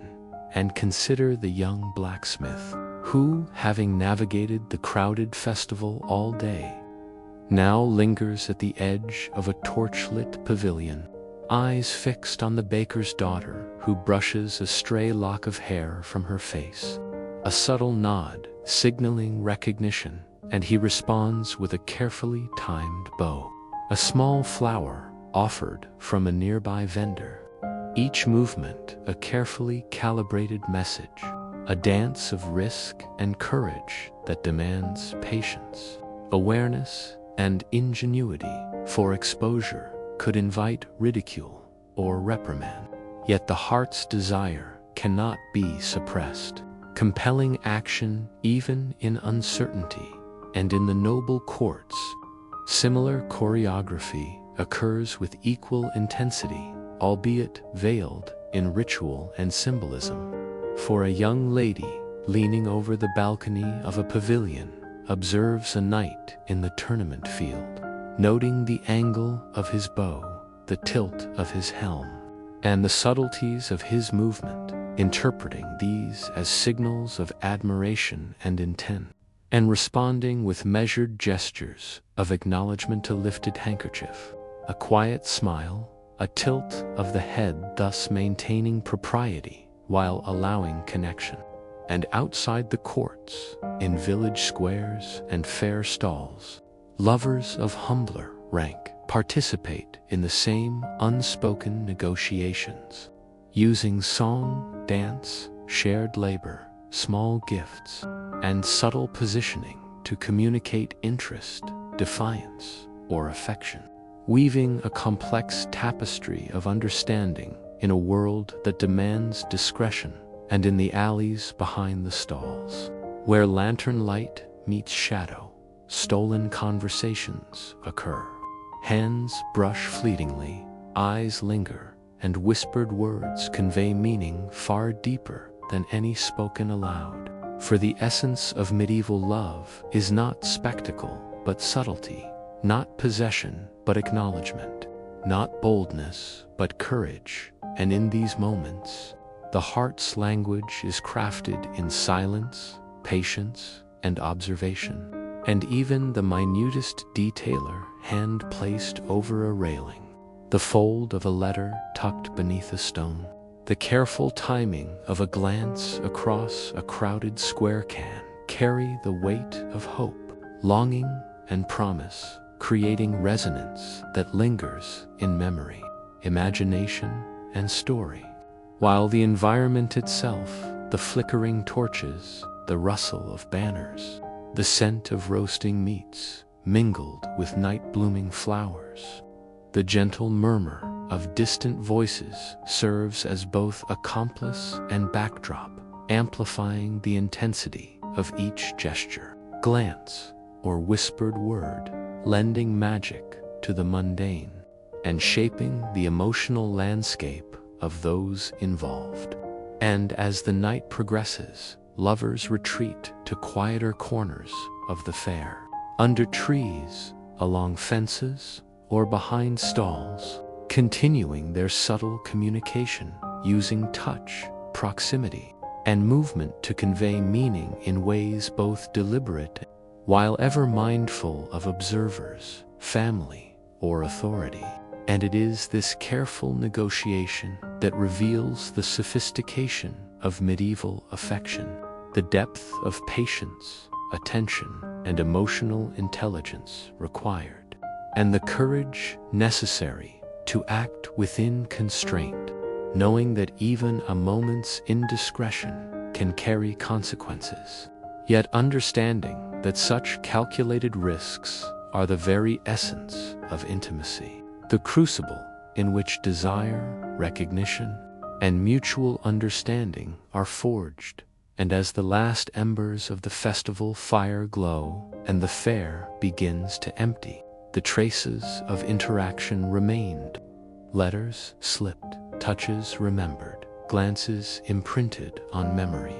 all forming an invisible web of human connection that persists beyond the temporal bounds of the celebration, a testament to the enduring power of patience, subtlety, and courage in courtship. And when dawn finally illuminates rooftops, stalls, and streets, the memory of these furtive encounters persists in the hearts of participants, shaping behavior, emotion, and imagination. For every act of careful communication leaves a lasting impression. And across the centuries, these practices reveal that even in a structured, hierarchical, and highly observed society,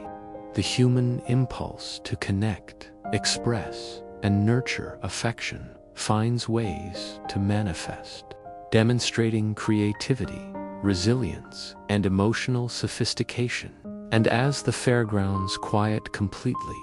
with lanterns extinguished, banners stilled,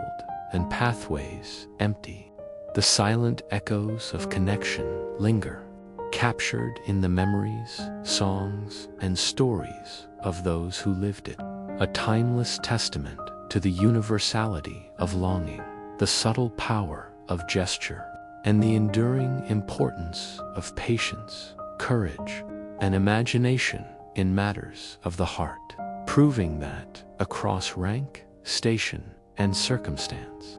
medieval love thrived in moments small and fleeting, yet imbued with significance, leaving an invisible yet profound mark on lives, communities, and history, and reminding us that the art of affection expressed in glances, touches, notes, and shared presence requires intelligence, empathy, and bravery, and that the pulse of human connection, however constrained by society or circumstance, remains irrepressible, resonant, and beautifully human.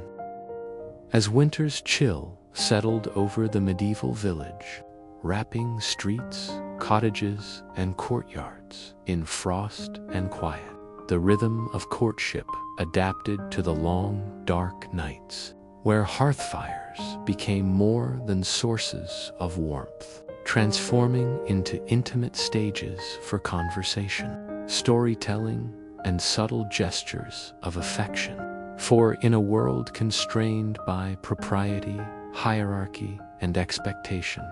the fireside offered a rare space for lovers to navigate emotion, connection, and desire within the permissible limits of daily life. And in these moments, every gesture, whether a shared blanket, the passing of a steaming mug of spiced wine, or the careful touch of a hand across the table, carried profound weight, communicating attention, care, and admiration in ways both deliberate and instinctive. While silence, pauses, and glances became integral parts of dialogue, amplifying meaning beyond words. And consider the young noblewoman seated near a low-burning hearth, her hands clasping a cup of mulled cider, eyes following the movements of her suitor as he adjusts logs on the fire, the flickering flames illuminating his profile,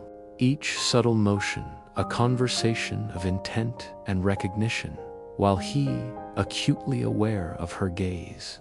times his gestures to convey attentiveness, admiration, and the courage to connect without violating social codes. And far from the manor, in the humble home of a peasant family, a young couple sits close to a small fire, the scent of burning wood mixing with the faint aroma of simmering stew, hands occasionally brushing while one recounts a story or recites a poem, voices lowered to avoid overhearing, yet every inflection, pause, and laugh carrying meaning beyond the words, creating a network of intimacy forged in constraint, patience, and ingenuity. And it is in these fireside interactions that medieval courtship reaches a delicate balance between risk and reward, visibility and concealment, desire and decorum, teaching that subtlety, attentiveness, and courage are essential tools for connection. And as the night deepens, the rhythmic crackle of the fire becomes a companion to whispered conversation, the soft shuffle of feet along rugs and floorboards accompanying gentle glances, and the occasional gesture, a hand extended, a sleeve brushed, a lock of hair tucked behind an ear conveying volumes without utterance, while letters, tokens, and small gifts hidden within pockets or under cushions supplement the emotional exchange, forming an invisible dialogue that bridges distance, time, and circumstance. And in noble halls, these rituals carry additional layers, for every movement must negotiate etiquette,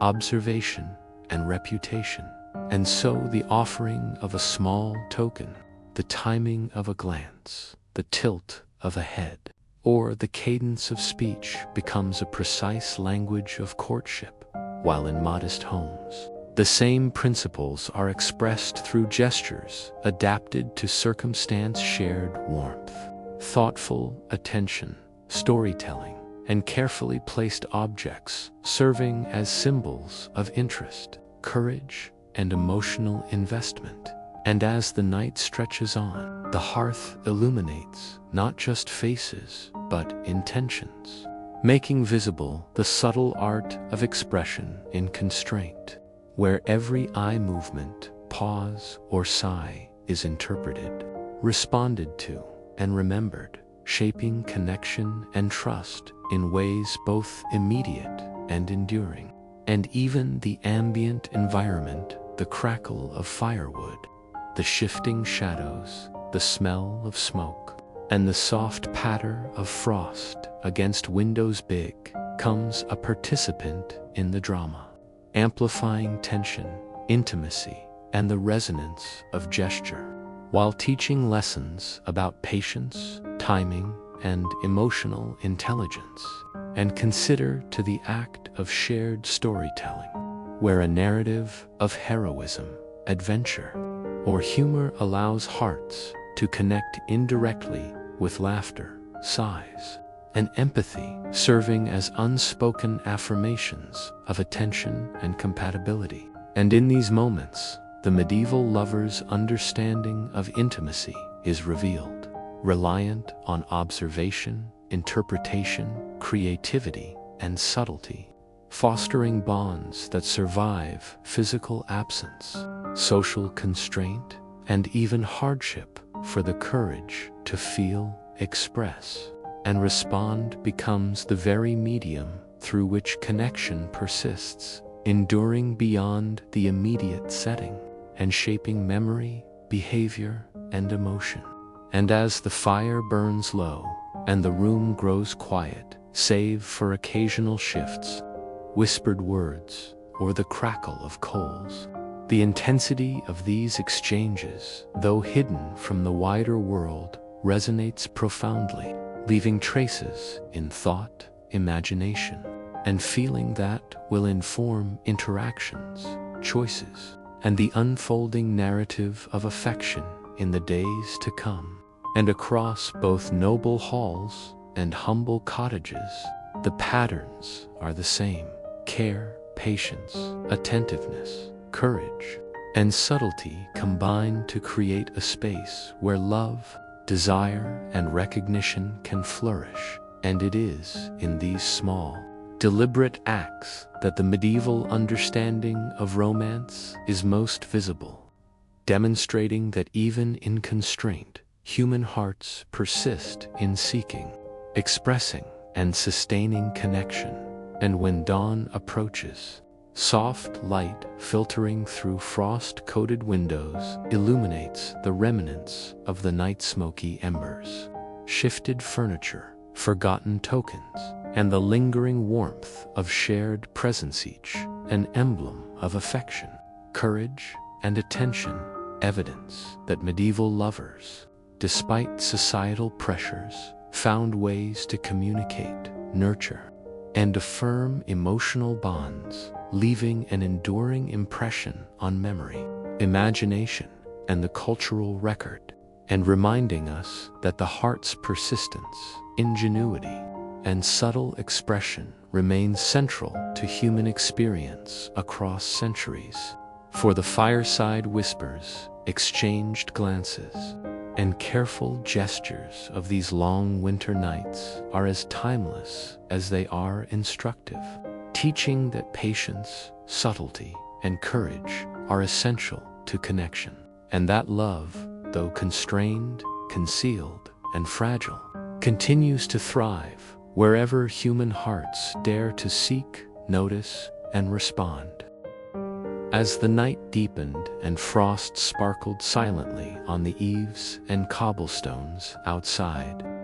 the intimate dramas of medieval affection continued to unfold beside hearths, where the flickering firelight cast gentle shadows over faces, hands, and carefully measured gestures. And in this quiet, warm space, lovers of every rank discovered the nuanced language of connection, where a gentle brush of fingertips, a lingering glance, or the careful positioning of a chair could convey longing, attentiveness, and courage without violating propriety. For in a world governed by strict etiquette, hierarchy, and social observation, the fireside offered a sanctuary in which hearts could communicate, experiment, and understand, and consider the young noblewoman, seated close to the hearth, her fingers wrapped around a cup of spiced cider, eyes following the movements of her suitor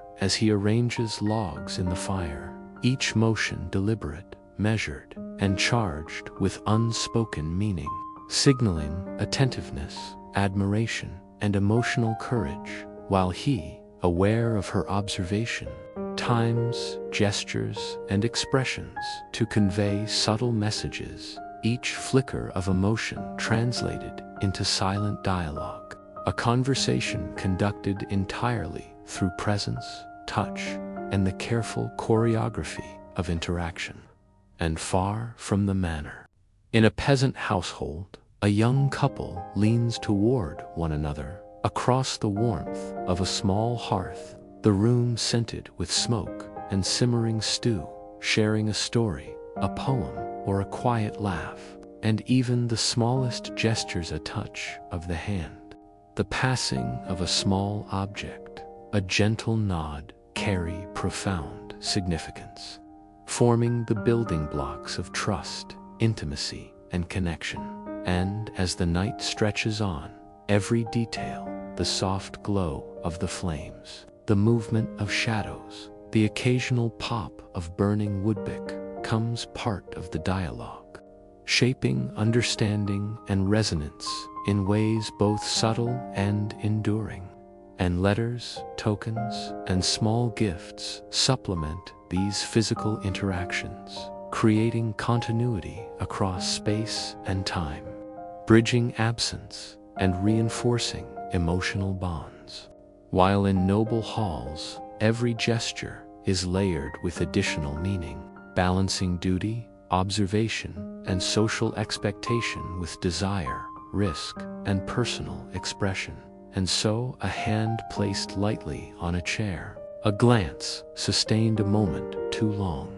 or the timing of a laugh communicates volumes, forming a private, silent language of affection that requires attentiveness, empathy, and patience to navigate. While in modest homes, similar principles govern, expressed through shared warmth, storytelling, small offerings, and careful observation, proving that regardless of circumstance, the human impulse to connect, acknowledge, and nurture affection persists. And as the night advances, these acts of subtle courage, whispered words, gentle touches, shared laughter, and quiet attentiveness combine to create lasting impressions, shaping memory, imagination, and emotional resonance that will inform behavior, choices, and interactions long after the embers die. And even the environment, the smell of smoke,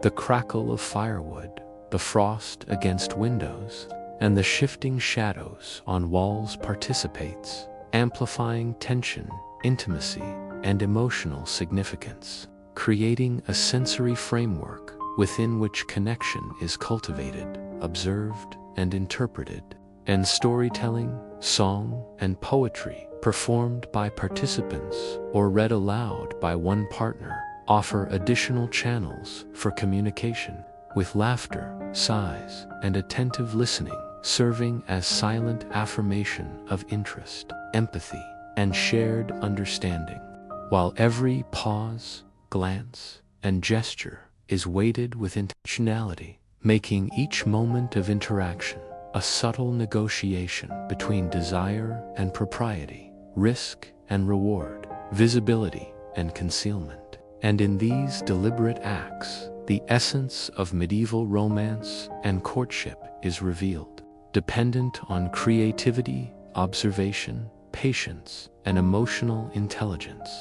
And as dawn approaches, the first soft rays illuminating frost-coated windows, the memories of night-long interaction, the subtle touches, whispered words, tokens exchanged, glances lingered remain, embedded in the minds and hearts of participants, shaping future connections and the emotional texture of their lives, demonstrating that love, desire, and connection thrive even under constraint, invisibly woven into the daily rhythms of work, ritual, and duty. And across centuries, these small acts preserve lessons about courage, subtlety, attentiveness, and the endurance of the human heart, teaching that connection is forged not only through grand gestures, but also through patience, observation, and creativity, and that even in the most structured and restrictive social environments, the pulse of human longing, the ingenuity to communicate, and the courage to act persist, leaving indelible marks on memory, community, and cultural practice, proving that fireside whispers, shared warmth, and subtle gestures of winter nights are not mere trivialities, but essential, enduring expressions of the human spirit, capable of creating intimacy, understanding, and enduring emotional bonds. And that, through these acts, medieval lovers of every rank found ways to navigate, adapt, and thrive emotionally, their hearts resilient, inventive, and profoundly expressive, leaving a legacy that resonates with anyone who understands the quiet power of observation, courage, patience, and subtle communication in matters of the heart. And as the hearth dims, ashes cooling, and the first light touches rooftops, streets, and frost-laden fields, the echoes of these intimate, hidden, and deliberate acts linger, reminding us that the human heart's desire to connect, communicate, and love persists across time, circumstance, and social constraint, proving that subtlety, patience, and courage are the eternal instruments of intimacy, and that even in a world governed by rules, hierarchy, and expectation, love finds its way, endures, and leaves traces that are at once invisible and profoundly real. As the medieval marketplace thrummed with the energy of morning commerce, the clatter of wooden carts over cobblestones, the calls of merchants hawking wares, and the mingling scents of spices, bread,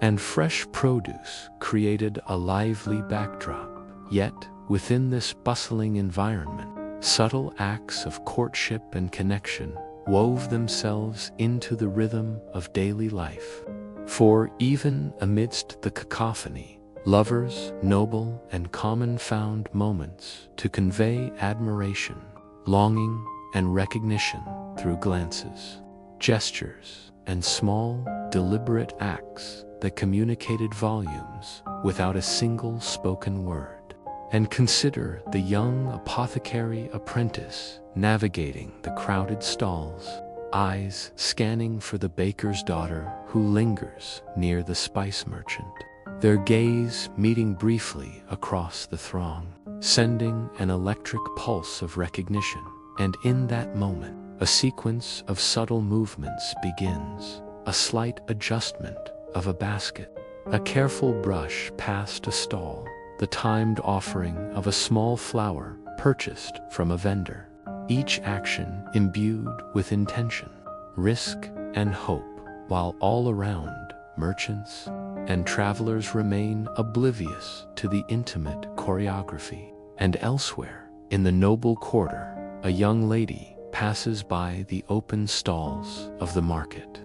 her attendants observing for propriety, yet her eyes meet those of a young knight who tips his helm in acknowledgement, the subtle movement conveying both respect and interest, a gesture magnified in significance by the constraints of social hierarchy. And as they move through the market, small touches, fleeting smiles, and careful positioning communicate intentions, forming a silent conversation conducted entirely through presence, gesture, and timing. And in the marketplace's quieter corners, behind baskets of produce or beneath archways where sunlight filters softly through timber beams, lovers find opportunities for furtive interaction, hands briefly touching, notes exchanged hidden in folds of cloth,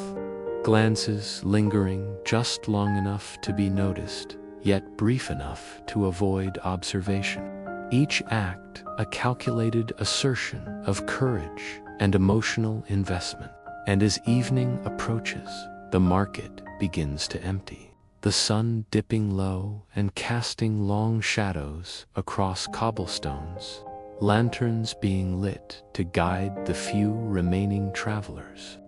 And in these dimming hours, the human need for connection intensifies, prompting moonlit meetings along quiet streets, in secluded courtyards, or beneath the arches of stone bridges,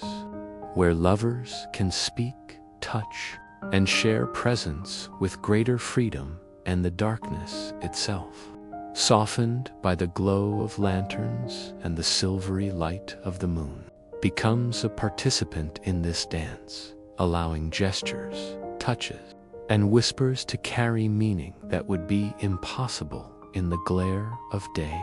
And consider the young peasant couple pausing beneath an archway, the girl's hand brushing the boy's sleeve as they exchange a secret message, his heart racing with anticipation, while she interprets the subtle tilt of his head and the rhythm of his breathing as reassurance and intent, each micro-gesture forming a complex language that is intuitive, learned, and profoundly human. While in the noble quarter, the young knight waits beneath a balcony, the lady above letting a ribbon flutter gently to signal attention, a delicate, silent exchange loaded with meaning, both courageous and constrained by circumstance. And through all these interactions, whether among peasants or nobility, the medieval understanding of affection is revealed, patient, observant, and inventive, relying on creativity, courage, and attentiveness to convey emotion under the watchful eyes of society. And the marketplace itself, with its textures, colors, sounds, and scents, serves as both stage and partner, amplifying the subtlety of gestures, the resonance of glances, and the intensity of emotion, while providing cover for the careful choreography of connection. And as the moon rises higher, silvering rooftops, lanterns, and streets, the lovers' movements become even more deliberate and attuned to each other. Each step, glance, and touch part of a silent dialogue that spans distance, hierarchy, and risk, forming bonds that will endure long after the stalls are closed and the merchants have departed. For medieval love, whether enacted in bustling markets or quiet moonlit corners, thrives in patience, observation, subtlety, and courage, requiring skill, emotional intelligence, and creativity to navigate. And as the night deepens, every brush of a hand, every carefully timed smile, every hidden note contributes to an ongoing narrative of affection, respect, and desire, leaving imprints on memory and imagination that inform future interactions, choices, and expressions of intimacy, while also demonstrating that connection is possible even within the constraints of societal expectation and the bustle of daily life. And in these fleeting yet profound moments, the medieval heart shows its resilience, its ingenuity, and its ability to communicate across barriers of class, circumstance, and convention. And as the first hint of dawn begins to pale the sky, lovers retreat from moonlit streets and quiet courtyards, carrying the memory of interaction, understanding, and emotional resonance with them, leaving behind traces of courage, attentiveness, and creativity that echo silently across the marketplace. And through these acts, both ordinary and extraordinary, we witness the enduring essence of medieval love, subtle, patient, inventive, and profoundly human, reminding us that even amidst noise, labor, and observation, hearts find ways to connect, express, and persist, leaving an indelible mark upon the lives of those involved and the culture they inhabit, proving that gestures, glances, and whispers, small as they may seem, hold power beyond measure in shaping connection, recognition, and the timeless pulse of human emotion. As night deepened and the marketplace emptied, leaving cobblestones glistening under the silver wash of moonlight, the subtle currents of medieval courtship continued to flow in quiet, deliberate, and profoundly intimate ways. For even after the bustle of day had faded, lovers noble and common found shadows, corners, and quiet streets to continue their exchanges, each gesture, glance, or whispered word carrying immense significance, transforming ordinary spaces into stages for subtle communication.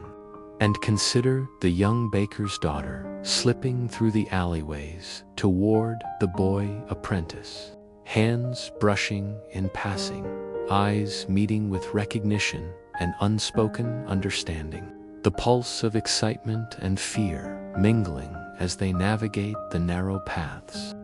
Every movement a balance of courage and discretion, while in the noble quarter, a young knight waits beneath the balcony of a lady who leans gracefully against the stone rail,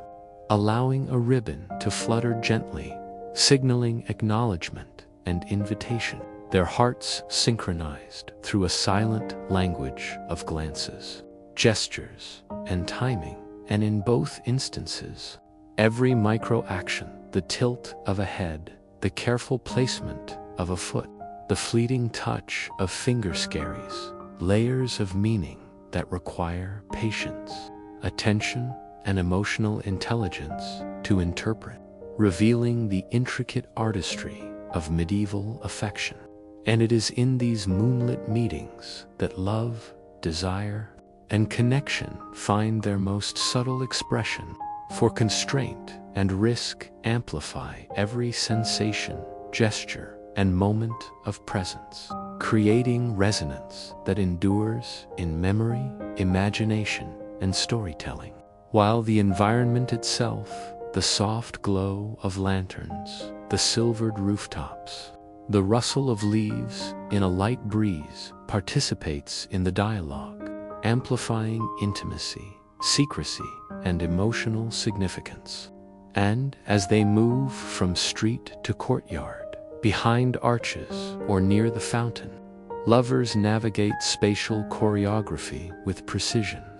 learning to read intention, emotion, and risk in micro-movements, creating a sophisticated and silent conversation that is simultaneously invisible to observers and profoundly transformative for those involved. And in noble halls, these patterns are heightened, for every gesture must negotiate etiquette, hierarchy, and reputation alongside desire. And so the careful timing of a bow, a glance, a gesture, or a whispered word becomes a critical element of courtship. While in modest cottages, the same principles manifest through touches, shared glances, storytelling, song, and small tokens, proving that, across social strata, the human need to connect, express, and understand persists,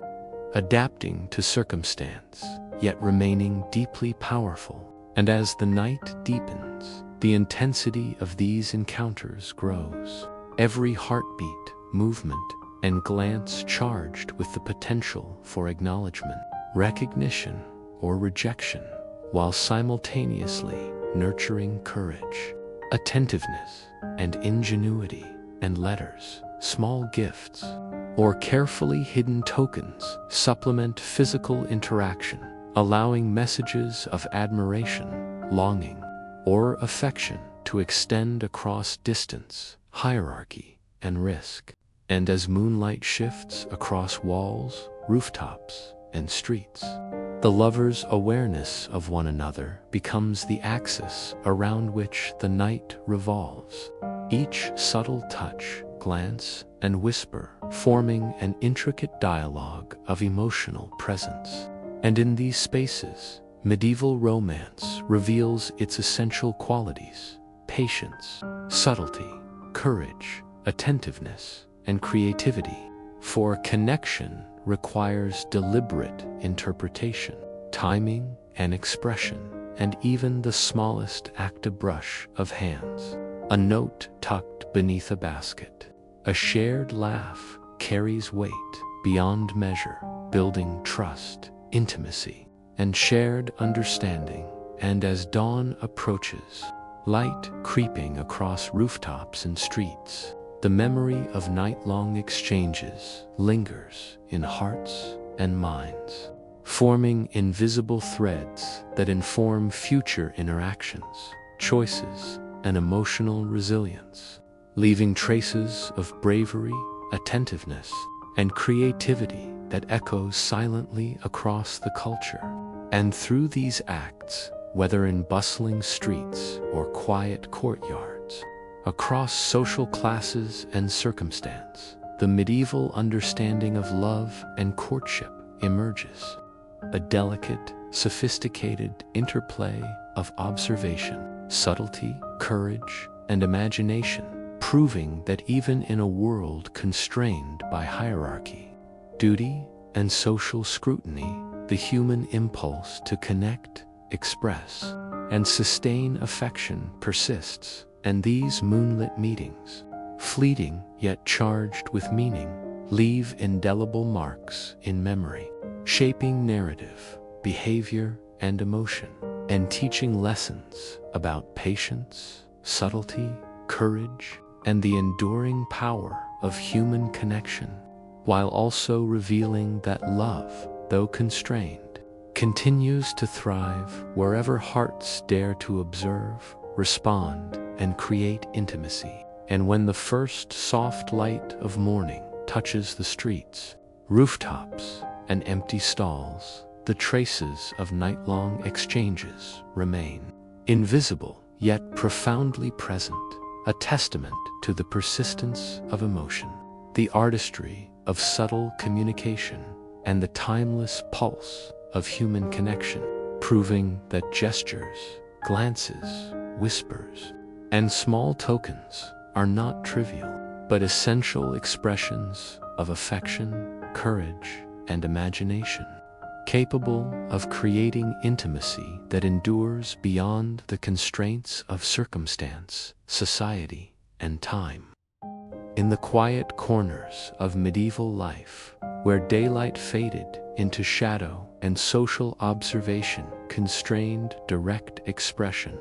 letters, tokens, and secret messages became the lifeblood of courtship, carrying the weight of intention, admiration, and longing in forms both tangible and symbolic. For a single folded note, carefully penned on parchment, could encapsulate the hopes, fears, and desires of one heart while navigating the labyrinth of social propriety. And consider the young scribe carefully writing under the dim light of a candle, each stroke of the quill deliberate, each word measured for clarity, subtlety, and elegance, knowing that this small piece of parchment would serve as a bridge between souls and courage to the intended recipient. While in a modest cottage, a young woman folds a tiny token into her lattura, pressed flower, a carefully embroidered stitch, or a coin marked with her personal signem, imbuing the message with additional meaning and emotional resonance. And in noble halls, letters are passed with equal care, slipped into pockets, hidden beneath cushions, or delivered by discreet attendants, each act fraught with risk, observation, and significance. For a misstep could reveal intent prematurely, invite ridicule, or even disrupt alliances. Yet the courage to act and communicate is essential, for these messages serve as a conduit for hearts constrained by hierarchy, expectation, and circumstance. And as these letters travel through hands both trusted and surreptitious, they become instruments of subtlety, observation, and intelligence, teaching both sender and receiver lessons about patience, attention, interpretation, and emotional sophistication,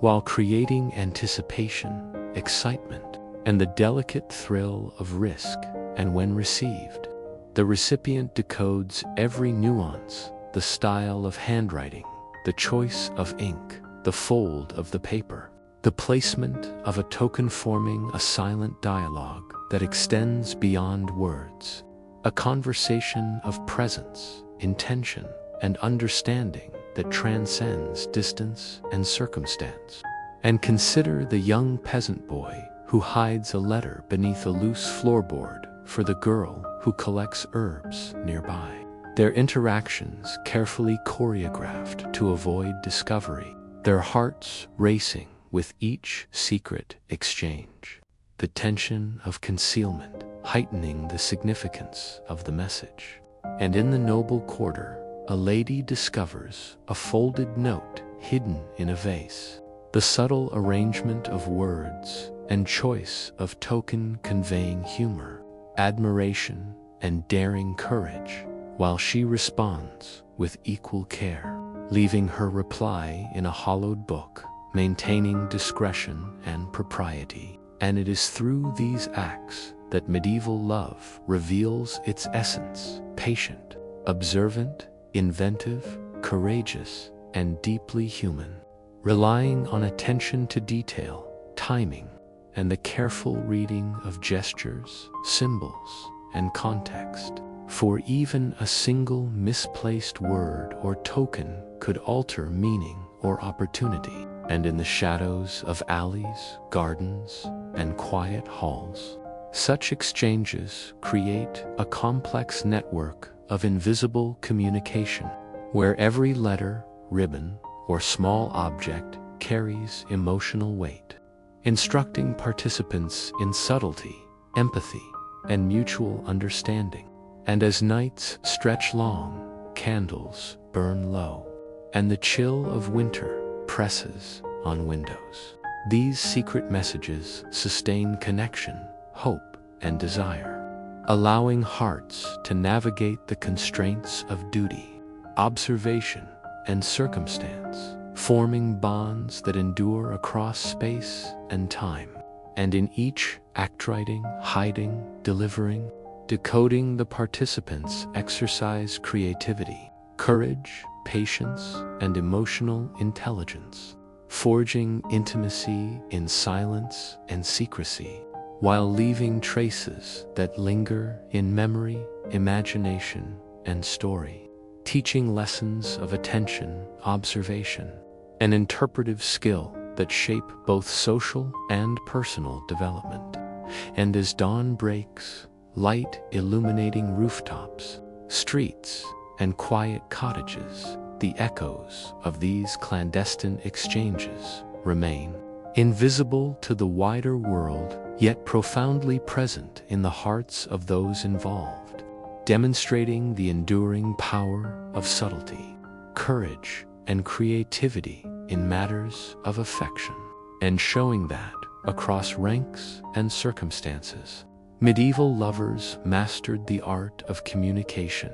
balancing discretion with expression, observation with action, and risk with reward, leaving an enduring legacy of patience, ingenuity, and emotional sophistication. For every letter, token, or hidden message carries not only immediate meaning, but also the resonance of care, attention, and courage that informs future interactions, decisions, and relationships, weaving a tapestry of human connection that persists beyond the temporal confines of society, hierarchy, and circumstance. And as the final candle guttered and shadows receded, each participant in these delicate exchanges carries with them not only the thrill and intimacy of the moment, but also the quiet knowledge that hearts, even when constrained by the rigidities of medieval life,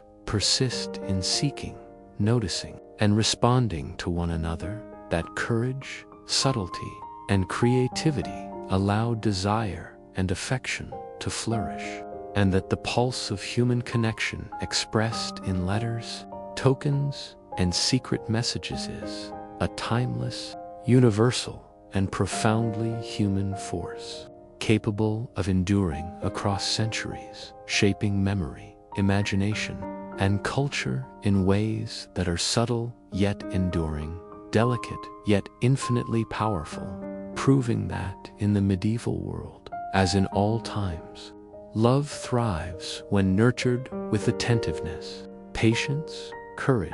and the artistry of subtle, intentional communication.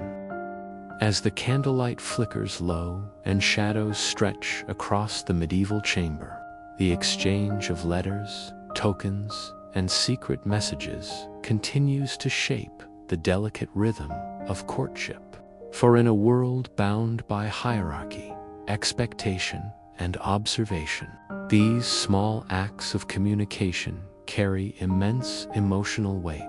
allowing hearts to connect, acknowledge, and respond to one another while navigating the strictures of propriety. And consider the young lady of the manor who discovers a hidden note beneath a carved wooden bench, the carefully chosen words, the subtle flourish of the script, and the tiny pressed flower enclosed within, all signaling admiration, attentiveness, and courage, while she responds with equal care, leaving a reply tucked in the hollow of a book or beneath, each micro-gesture forming a complex dialogue that transcends distance,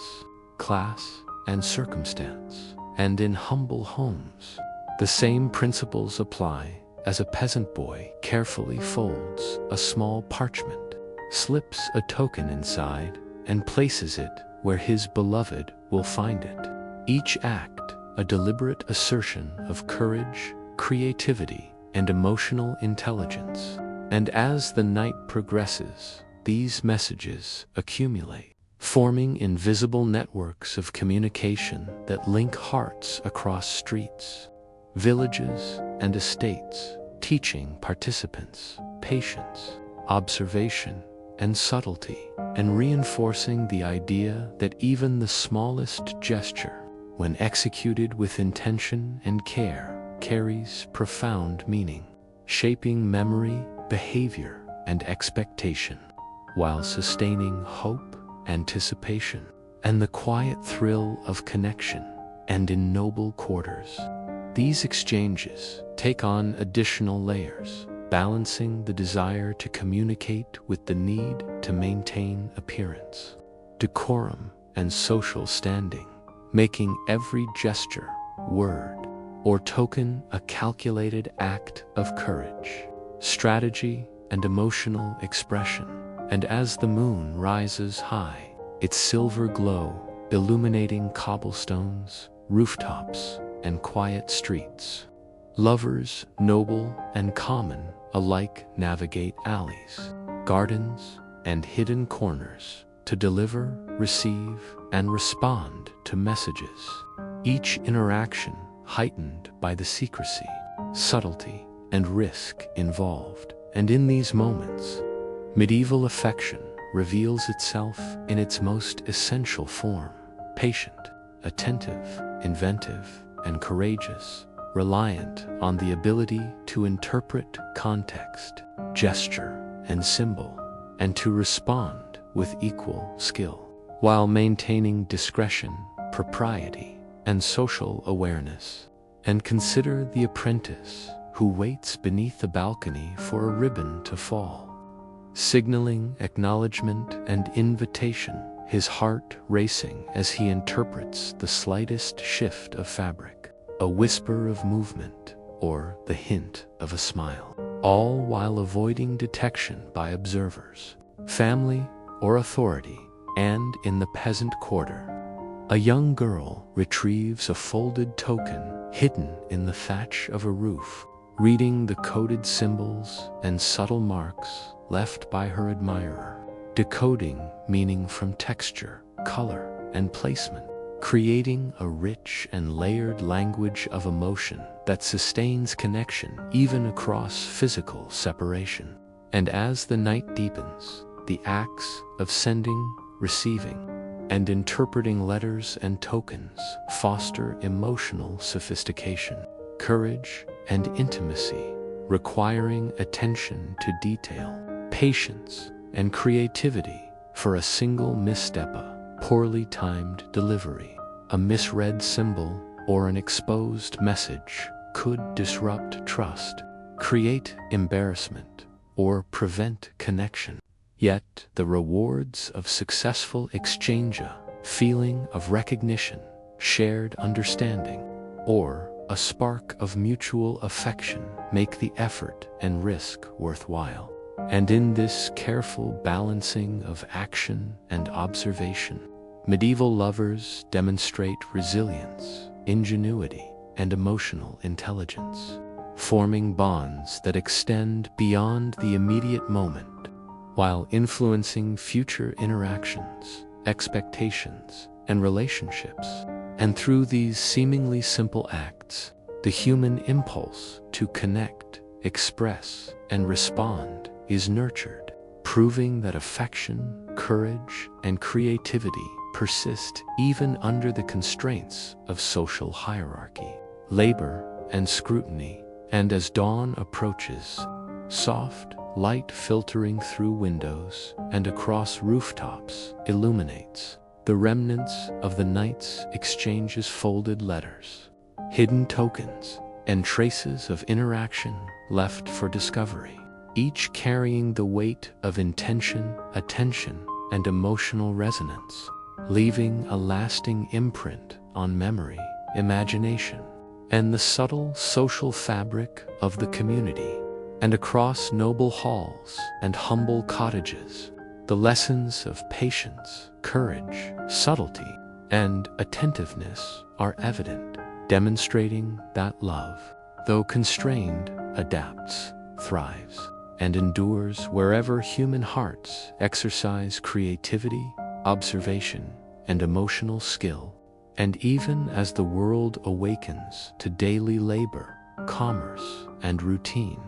the impact of these clandestine communications persists, shaping behavior, memory, and expectation, forming invisible bonds that extend across time, space, and circumstance, teaching that connection, recognition, and expression of desire can flourish within constraint, and that the artistry of subtle, intentional communication is as essential to human experience as grand gestures or public displays. And in the quiet reflection of candlelight, the soft unfolding of letters, and the careful placing of tokens, the medieval heart reveals its ingenuity, resilience, and enduring desire to connect, demonstrating that even in a society bound by rules, observation, and hierarchy, love, attention, and courage persist, leaving traces that ripple across memory, imagination, and history, and proving that gestures, glances, notes, and tokens, though small, hidden, or fleeting, hold the profound power to sustain intimacy, communication, and emotional connection, forming a timeless testament to the enduring pulse of human affection, courage, and creativity. A legacy that resonates with anyone who seeks to understand the subtle, patient, and artful ways in which hearts can communicate and endure across circumstance, distance, and time. As the music swelled and the first notes of the lute and harp drifted across the medieval hall, the intricate world of courtship expanded into the space of dance, games, and playful interaction, where gestures, movement, and attention became the language through which affection, admiration, and desire were conveyed. For, in a society bound by propriety, hierarchy, and careful observation, the ballroom or courtyard transformed into a stage where lovers, noble and common, alike could navigate subtle signals of interest, courage, and intention through rhythm, poise, and timing. And consider the young noblewoman taking the hand of a knight in the opening steps of a carefully choreographed dance, her heart racing as she interprets each bow, turn, and step for meaning, while he gauges her response with equal attentiveness, each movement a delicate negotiation of propriety, expression, and mutual understanding. And far from the court, in village greens and fairgrounds, peasant couples engage in games of skill, archery or hoop rolling, their interactions framed by laughter, glances, and playful rivalry, each smile, subtle touch, or quick movement carrying intention and desire, while the surrounding crowd remains largely oblivious to the silent dialogue unfolding within the play. And in every corner, whether among nobility or commoners, the dance of courtship is a choreography of patience, courage, and subtlety, where each gesture must balance risk and reward, observation and discretion, expression and propriety. For an ill-timed move, misinterpreted glance, or clumsy step can reveal too much or too little, altering perception and opportunity. And as music swirls, lanterns glow, and footsteps echo across wooden floors or grassy squares, the emotional intensity of these interactions deepens. Every touch, bow, spin, or playful challenge infused with meaning, observation, and response, creating a rich, layered, and silent dialogue that demands creativity, emotional intelligence, and courage. And in this interplay of movement and gesture, medieval love demonstrates its most sophisticated qualities, requiring attention, timing, and interpretive skill, and allowing participants to communicate across social rank, circumstance, and expectation, while simultaneously nurturing patience, attentiveness, and subtle courage. And consider the young apprentice stepping carefully through a circle of dancers, seeking to pass a small token to a girl standing on the sidelines, timing his movements with the rhythm of music, the shifting attention of others, and the placement of benches and lanterns, while she interprets his approach, responding with nods, smiles, or subtle gestures, each micro-movement forming an invisible dialogue layered with meaning. And in noble halls, the ritualized dance offers similar opportunities, where the careful placement of hands, angles of gaze, and timing of steps convey admiration, interest, and courage, while remaining within the bounds of propriety. And as games and playful contests unfold in open spaces, each challenge, whether a test of skill, speed,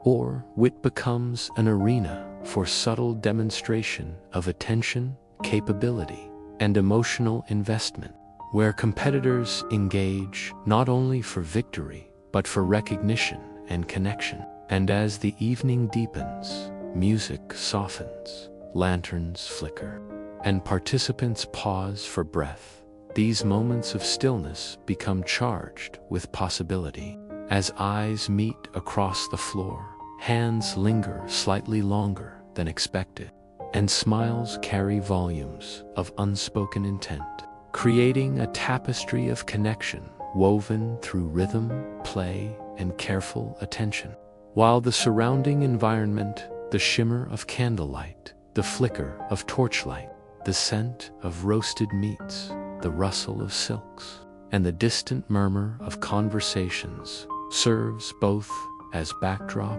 and accomplice, enhancing intimacy, tension, and resonance. And it is in this delicate interplay of movement, observation, and response that medieval affection reveals its enduring qualities: subtlety, courage, attentiveness, creativity, and the ability to communicate complex emotion under constraint. For every step, bow, spin, or playful challenge requires reading, timing, and precise expression, while simultaneously interpreting and responding to the cues of the other, creating a shared language of motion, gesture, and presence. And as the night stretches on, Participants leave the dance floor or games area carrying the memory of these interactions, the brush of a hand, the tilt of a head, the rhythm of footsteps, the timing of laughter, the gentle pressure of a touch. Each element forming invisible bonds that inform future encounters, relationships, and the unfolding narrative of affection. And across noble halls and village squares, the lessons are consistent: attentiveness, patience, subtle courage, and the artistry of communication are essential to connection, while the shared thrill of play, the rhythm of music, and the energy of dance amplify recognition, desire, and understanding. And as the first hint of dawn softens the night sky, the echoes of dance, laughter, games, and subtle gestures persist in memory, imagination, and story, demonstrating that medieval lovers, despite constraint, scrutiny, and hierarchy, found ways to navigate, express, and sustain connection through creativity, courage, and the subtle art of presence, leaving a legacy that resonates across time, culture, and human experience, proving that through movement, play, and shared attention, affection, recognition, and emotional connection endure, invisibly yet profoundly, shaping hearts, relationships, and social dynamics, and reminding us that love, though constrained, inventive, and patient, is always capable of finding expression through the artistry of gesture, the rhythm of play, and the courage to connect in ways both subtle and enduring. As night deepened over the medieval hall and courtyard, the flickering lanterns cast long, dancing shadows across cobblestones, wooden floors, and the faces of those who moved between music, games, and celebration. And within this lively yet constrained environment, the intricate patterns of courtship continued to unfold. For in a society governed by hierarchy, observation, and propriety, lovers noble and common alike relied on subtle gestures, careful timing, and nuanced movements to convey admiration, desire, and attentiveness. And consider the young noblewoman stepping lightly across the polished hall, eyes scanning for the knight whose presence she has long anticipated, noting the tilt of his head, the strength in his posture, and the precision of his movements, each micro-gesture read and interpreted with acute attention, while he, equally aware of her glances, responds with subtle adjustments of his stance, the careful placing of his hands, and deliberate pacing to communicate courage, interest, and respect without violating social expectation. And far from the court, on village greens and fairgrounds, peasants engage in playful competitions, from hoop rolling to archery to foot races, each challenge doubling as a medium for connection, observation, and demonstration of skill, cleverness, and attentiveness, where laughter, glances, and fleeting touches transform ordinary games into a sophisticated language of courtship, while the surrounding crowd remains largely unaware of the layers of meaning carried in each micro-interaction. And as music swells in the halls, drums and lutes providing rhythm, the participants' bodies, gestures, and movements create a silent, intricate choreography. Each step, bow, spin, or playful challenge carrying significance beyond the visible. A complex dialogue requiring courage, patience, attentiveness, and emotional intelligence. And in noble courts, dance becomes both ritual and opportunity, where proximity, gaze, and rhythm allow subtle communication across hierarchy and convention, while in village gatherings, skillful observation of games, contests, and play permits similar communication, demonstrating that love, connection, and recognition adapt to circumstance. And as evening deepens, every pause, turn, or shift in weight becomes a signal. Every lingering glance, subtle smile, and momentary touch interpreted for intention, courage, and desire, creating a web of silent dialogue that binds hearts while remaining invisible to casual observation. And the environment itself, the flicker of lanterns, the glow of torches, the sound of music and laughter, the scent of food, smoke, and earth participates in this dialogue, amplifying intimacy, tension, anticipation, and emotional resonance, while lending magical depth to each interaction. And in these shared experiences, participants learn and exercise emotional intelligence, subtle courage, and creative expression, understanding that success in courtship requires attentiveness, interpretation, and timing, balancing risk, observation, and propriety. And across village greens, noble halls, and shadowed corridors, the lessons are the same. Every micro-gesture, every carefully timed word, every strategic smile or touch carries weight and meaning, building invisible threads of connection, trust, and understanding, shaping both immediate interactions and future relationships. And consider a peasant girl retrieving a small ribbon or carved token hidden beneath a bench, her heart racing as she deciphers its meaning, timing her movements to avoid observation, while across the manor, a noble knight interprets the gentle sway of a lady's gown or the tilt of her fan as signals of interest, adjusting his approach with equal attentiveness, each participant balancing courage, creativity, and subtlety in a delicate dance of risk and reward. And as the night progresses, music softens, games end, and participants pause for breath, each moment of stillness charged with possibility. A lingering touch, a glance across the hall, a gentle nudge or playful laugh, amplifying intimacy and connection. And in these quiet interludes, lovers read micro-signals with precision, respond with subtlety, and maintain discretion, while the shared thrill of observation, improvisation, and playful interaction deepens emotional bonds, strengthens understanding, and fosters courage.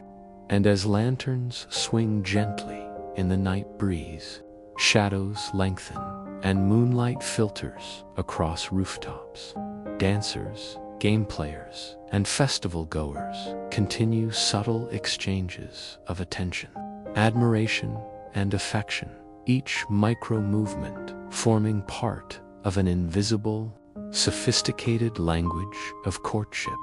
observation, and emotional intelligence, and every action from a bow to a hand extended in play, from a shared smile to the brush of fingers in a game demonstrates the ability to navigate constraint, social expectation, and desire with creativity, courage, and careful timing, while reinforcing bonds of recognition, understanding, and emotional resonance. And across noble halls and village squares, these patterns repeat and intertwine, demonstrating that connection persists under constraint, and that the artistry of subtle, deliberate, and attentive expression creates bonds that endure beyond the immediate moment, shaping memory, influencing behavior, and sustaining affection. And through these shared moments, dance, games, gestures, music,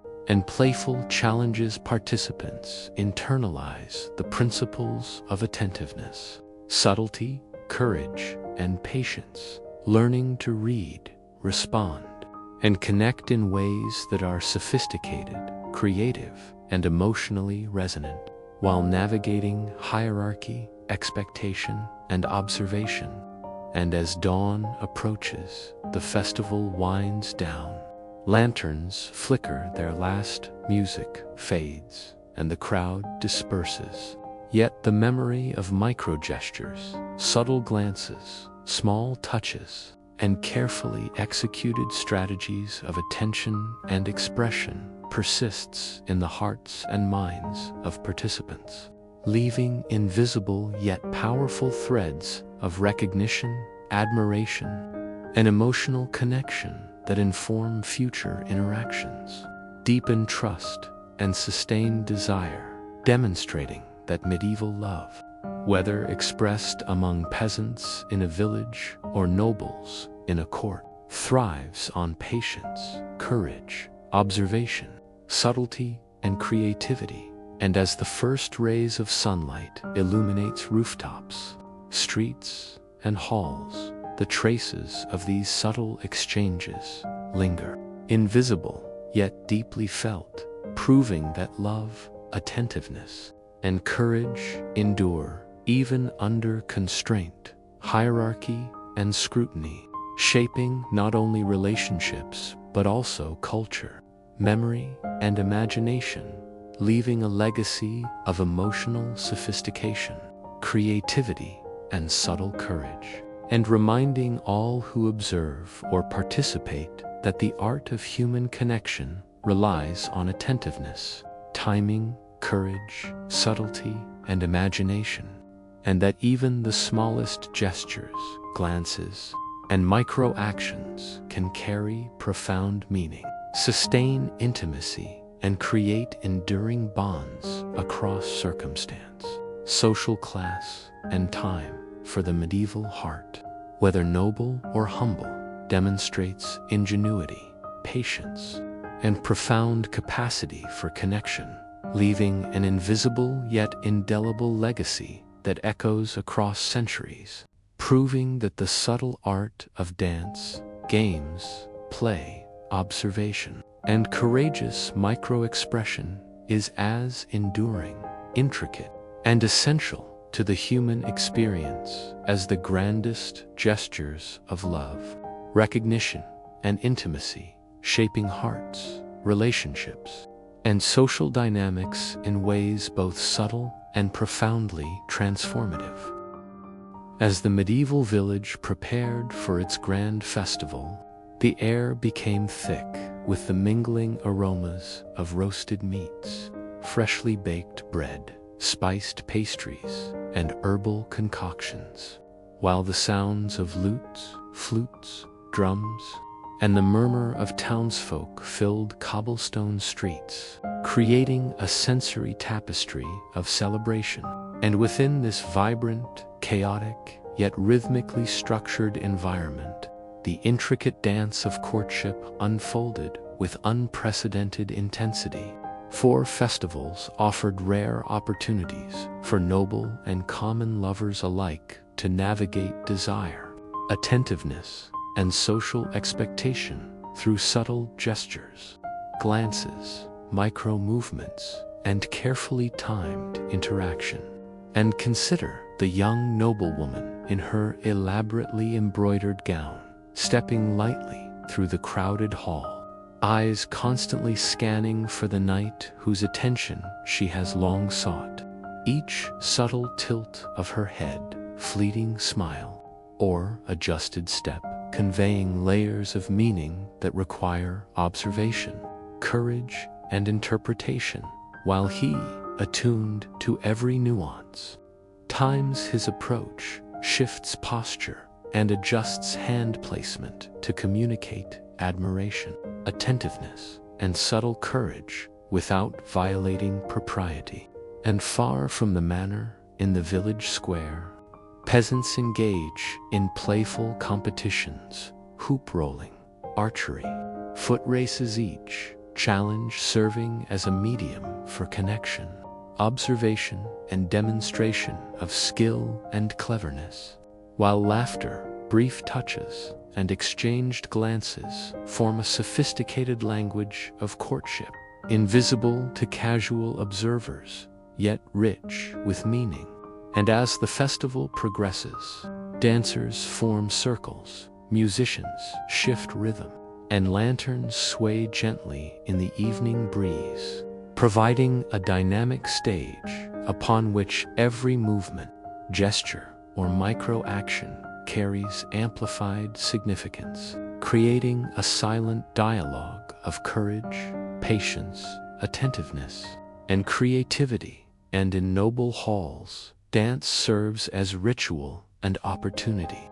where the careful placement of hands and timing of steps convey subtle interest, emotional resonance, and social navigation, while in village gatherings, the observation of games and contests provides similar insight, allowing participants to communicate through action rather than words, demonstrating that love and connection adapt to circumstance. And as evening deepens, every pause, step, or subtle shift in weight becomes a signal. Every lingering glance, slight smile, or gentle touch interpreted for intention, courage, and desire, weaving a web of silent dialogue that binds hearts while remaining invisible to the casual observer. And the surrounding environment, the flicker of lanterns, the glow of torches, the scent of food, smoke, and earth, the distant laughter and chatter amplifies tension, intimacy, and resonance, providing a magical backdrop for emotional exchange. And in these shared experiences, participants exercise emotional intelligence, subtle courage, and creative ingenuity, for the choreography of courtship requires patience, observation, timing, and careful interpretation of every micro-action, while balancing risk, propriety, and reward. And across noble halls, village greens, and festival streets, the lessons remain constant. Every smile, glance, gesture, and subtle motion carries weight, building invisible threads of connection, trust, understanding, and desire, shaping both immediate interactions and future relationships. And consider a peasant girl retrieving a small ribbon or carved token hidden beneath a bench, heart racing as she deciphers its meaning, timing her movement to avoid observation, while across the manor, a noble knight interprets the gentle sway of a lady's gown or the tilt of her fan as signals of interest, adjusting his approach with equal attentiveness. And every participant balances courage, creativity, and subtlety in a delicate dance of risk and reward. And as the night progresses, music softens, games end, and participants pause for breath, each moment of stillness charged with possibility. A lingering touch, a glance across the hall, a gentle nudge or playful laugh, amplifying intimacy and connection. And in these interludes, lovers read micro-signals with precision, respond with subtlety, and maintain discretion, while the shared thrill of observation, improvisation, and playful interaction deepens emotional bonds, strengthens understanding, and fosters courage. And as lanterns swing in the night breeze, and shadows stretch across rooftops, dancers, game players, and festival goers continue subtle exchanges of attention, admiration, and affection, each micro-movement forming part of an invisible, sophisticated language of courtship, observation, and emotional intelligence. And every act from a bow to a hand extended in play, from a shared smile to the brush of fingers in a game, demonstrates the ability to navigate constraint, social expectation, and desire with creativity, courage, and timing, while reinforcing bonds of recognition, understanding, and emotional resonance. And across noble halls and village squares, these patterns repeat and intertwine, demonstrating that connection persists under constraint, and that the artistry of subtle, deliberate, and attentive expression creates bonds that endure beyond the immediate moment, shaping memory, influencing behavior, and sustaining affection. And through these shared moments dance, games, gestures, music, playful challenges, and whispered words, participants internalize the principles of attentiveness, subtlety, courage, and patience, learning to read, respond, and connect in ways sophisticated, creative, and emotionally resonant while navigating hierarchy, expectation, and observation. And as dawn approaches, festival lanterns flicker their last, music fades, crowds disperse, yet the memory of my subtle glances, small touches, carefully executed strategies of attention and expression persists in hearts and minds, leaving invisible yet powerful threads of recognition, admiration, and emotional connection that inform future interactions, deepen trust, and sustain desire, demonstrating that medieval love, expressed among peasants or nobles alike, thrives on patience, courage, observation, subtlety, and creativity. And as first light illuminates rooftops, streets, and halls, traces of these subtle exchanges linger, invisible yet deeply felt, proving that love, attentiveness, and courage endure, even under constraint, hierarchy, and scrutiny, shaping relationships, culture, memory, and imagination, leaving a legacy of emotional sophistication, creativity, and subtle courage, and reminding all who observe or participate that the art of human connection relies on attentiveness, timing, courage, subtlety, and imagination, and that even the smallest gestures, glances, and micro-actions can carry profound meaning, sustain intimacy, and create enduring bonds across circumstance, social class, and time. For the medieval heart, whether noble or humble, demonstrates ingenuity, patience, and profound capacity for connection, leaving an invisible yet indelible legacy that echoes across centuries, proving that the subtle art of dance, games, play, observation, and courageous micro-expression is as enduring, intricate, and essential to the human experience as the grandest gestures of love, recognition, and intimacy, shaping hearts, relationships, and social dynamics in ways both subtle and profoundly transformative. And it is in these fleeting yet intentional moments of festival play and attentive observation that the medieval understanding of connection, recognition, courage, and affection is preserved, a timeless testament to the enduring pulse of human hearts seeking, noticing, and responding. As the festival night deepened and the last echoes of music and laughter lingered in the medieval village streets,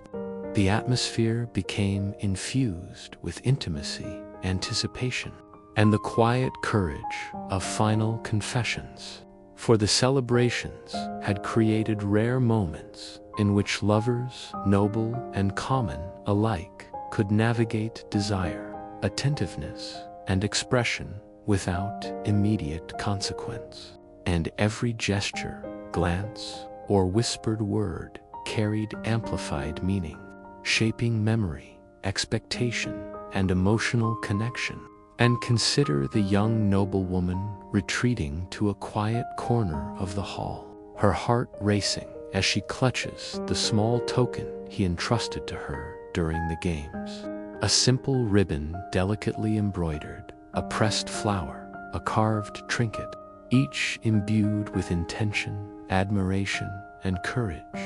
While he approaches cautiously, timing each step, observing every subtle reaction, aware that the final confession must balance propriety, emotional honesty, and courage. And far from the manor, in the village square, a peasant girl waits beneath a lantern, the wooden token her admirer secretly left tucked beneath a bench still warm from the day's sun. And as he arrives, they exchange fleeting glances and whispered words, every micro-gesture weighted with meaning, anticipation, and subtle courage. For in a society that observed propriety and hierarchy, the power of attention, subtle action,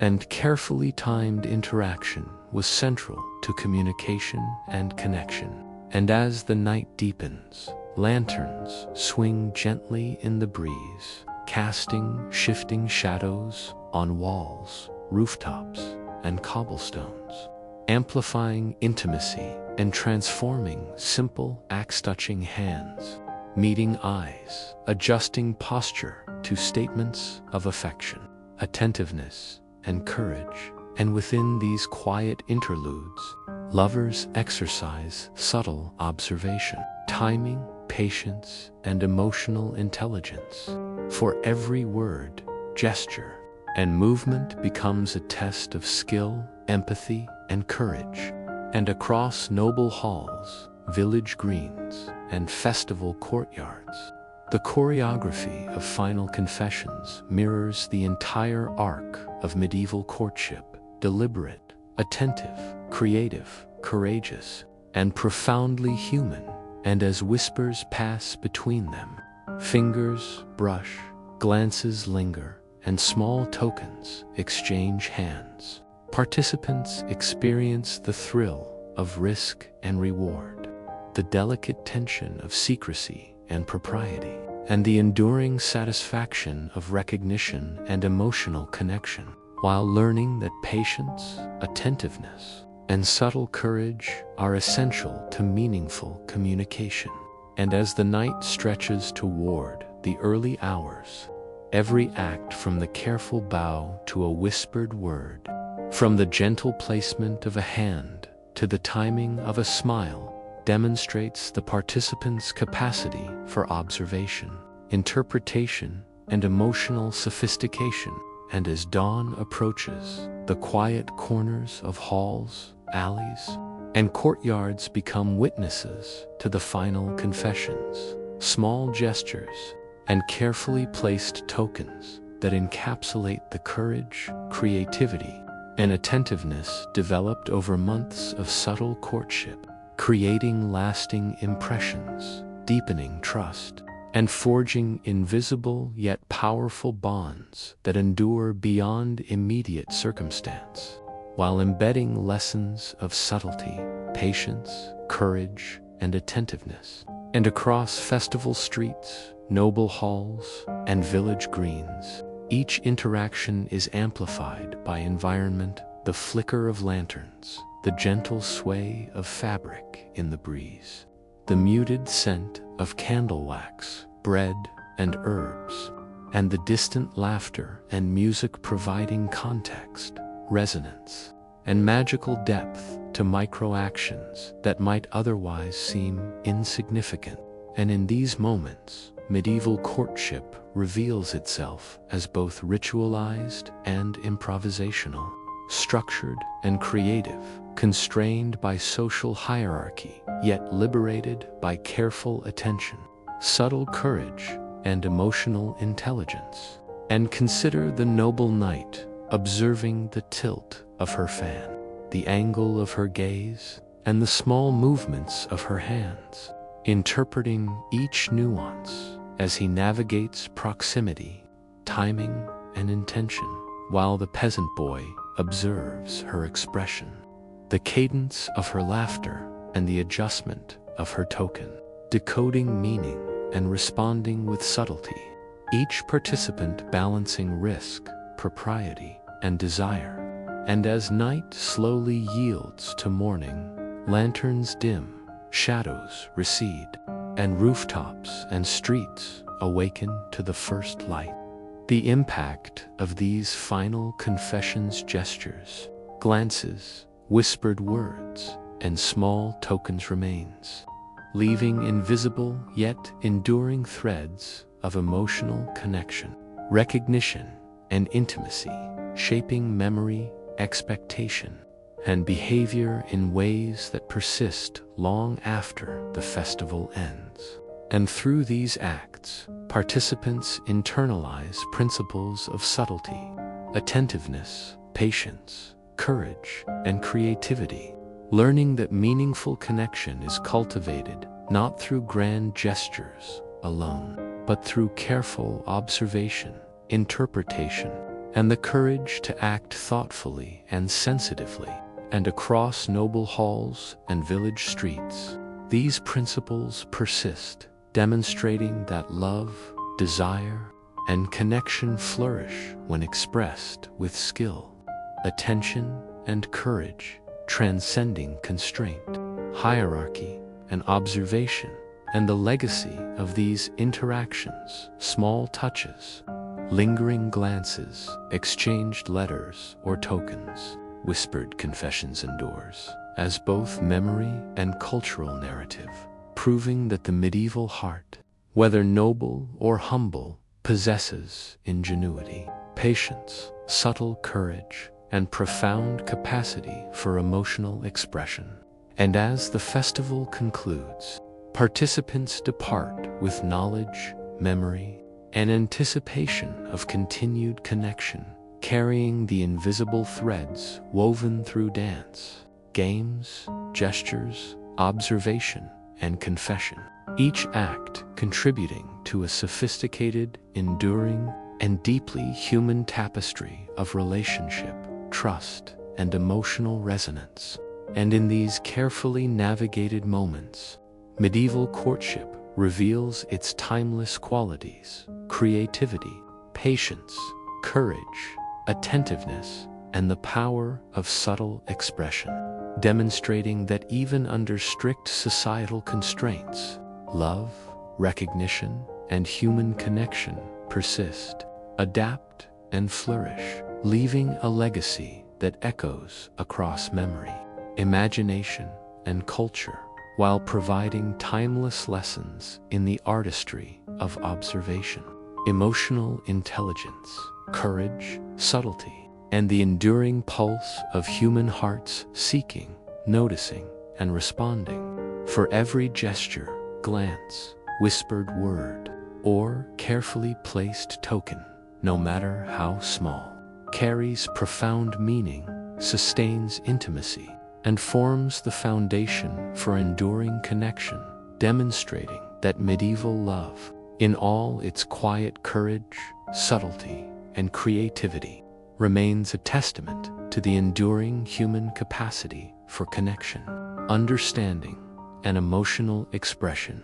and proving that the artistry of subtle, attentive, and courageous action is as powerful and lasting as the grandest declarations of love, recognition, and intimacy, shaping hearts, relationships, and society across generations.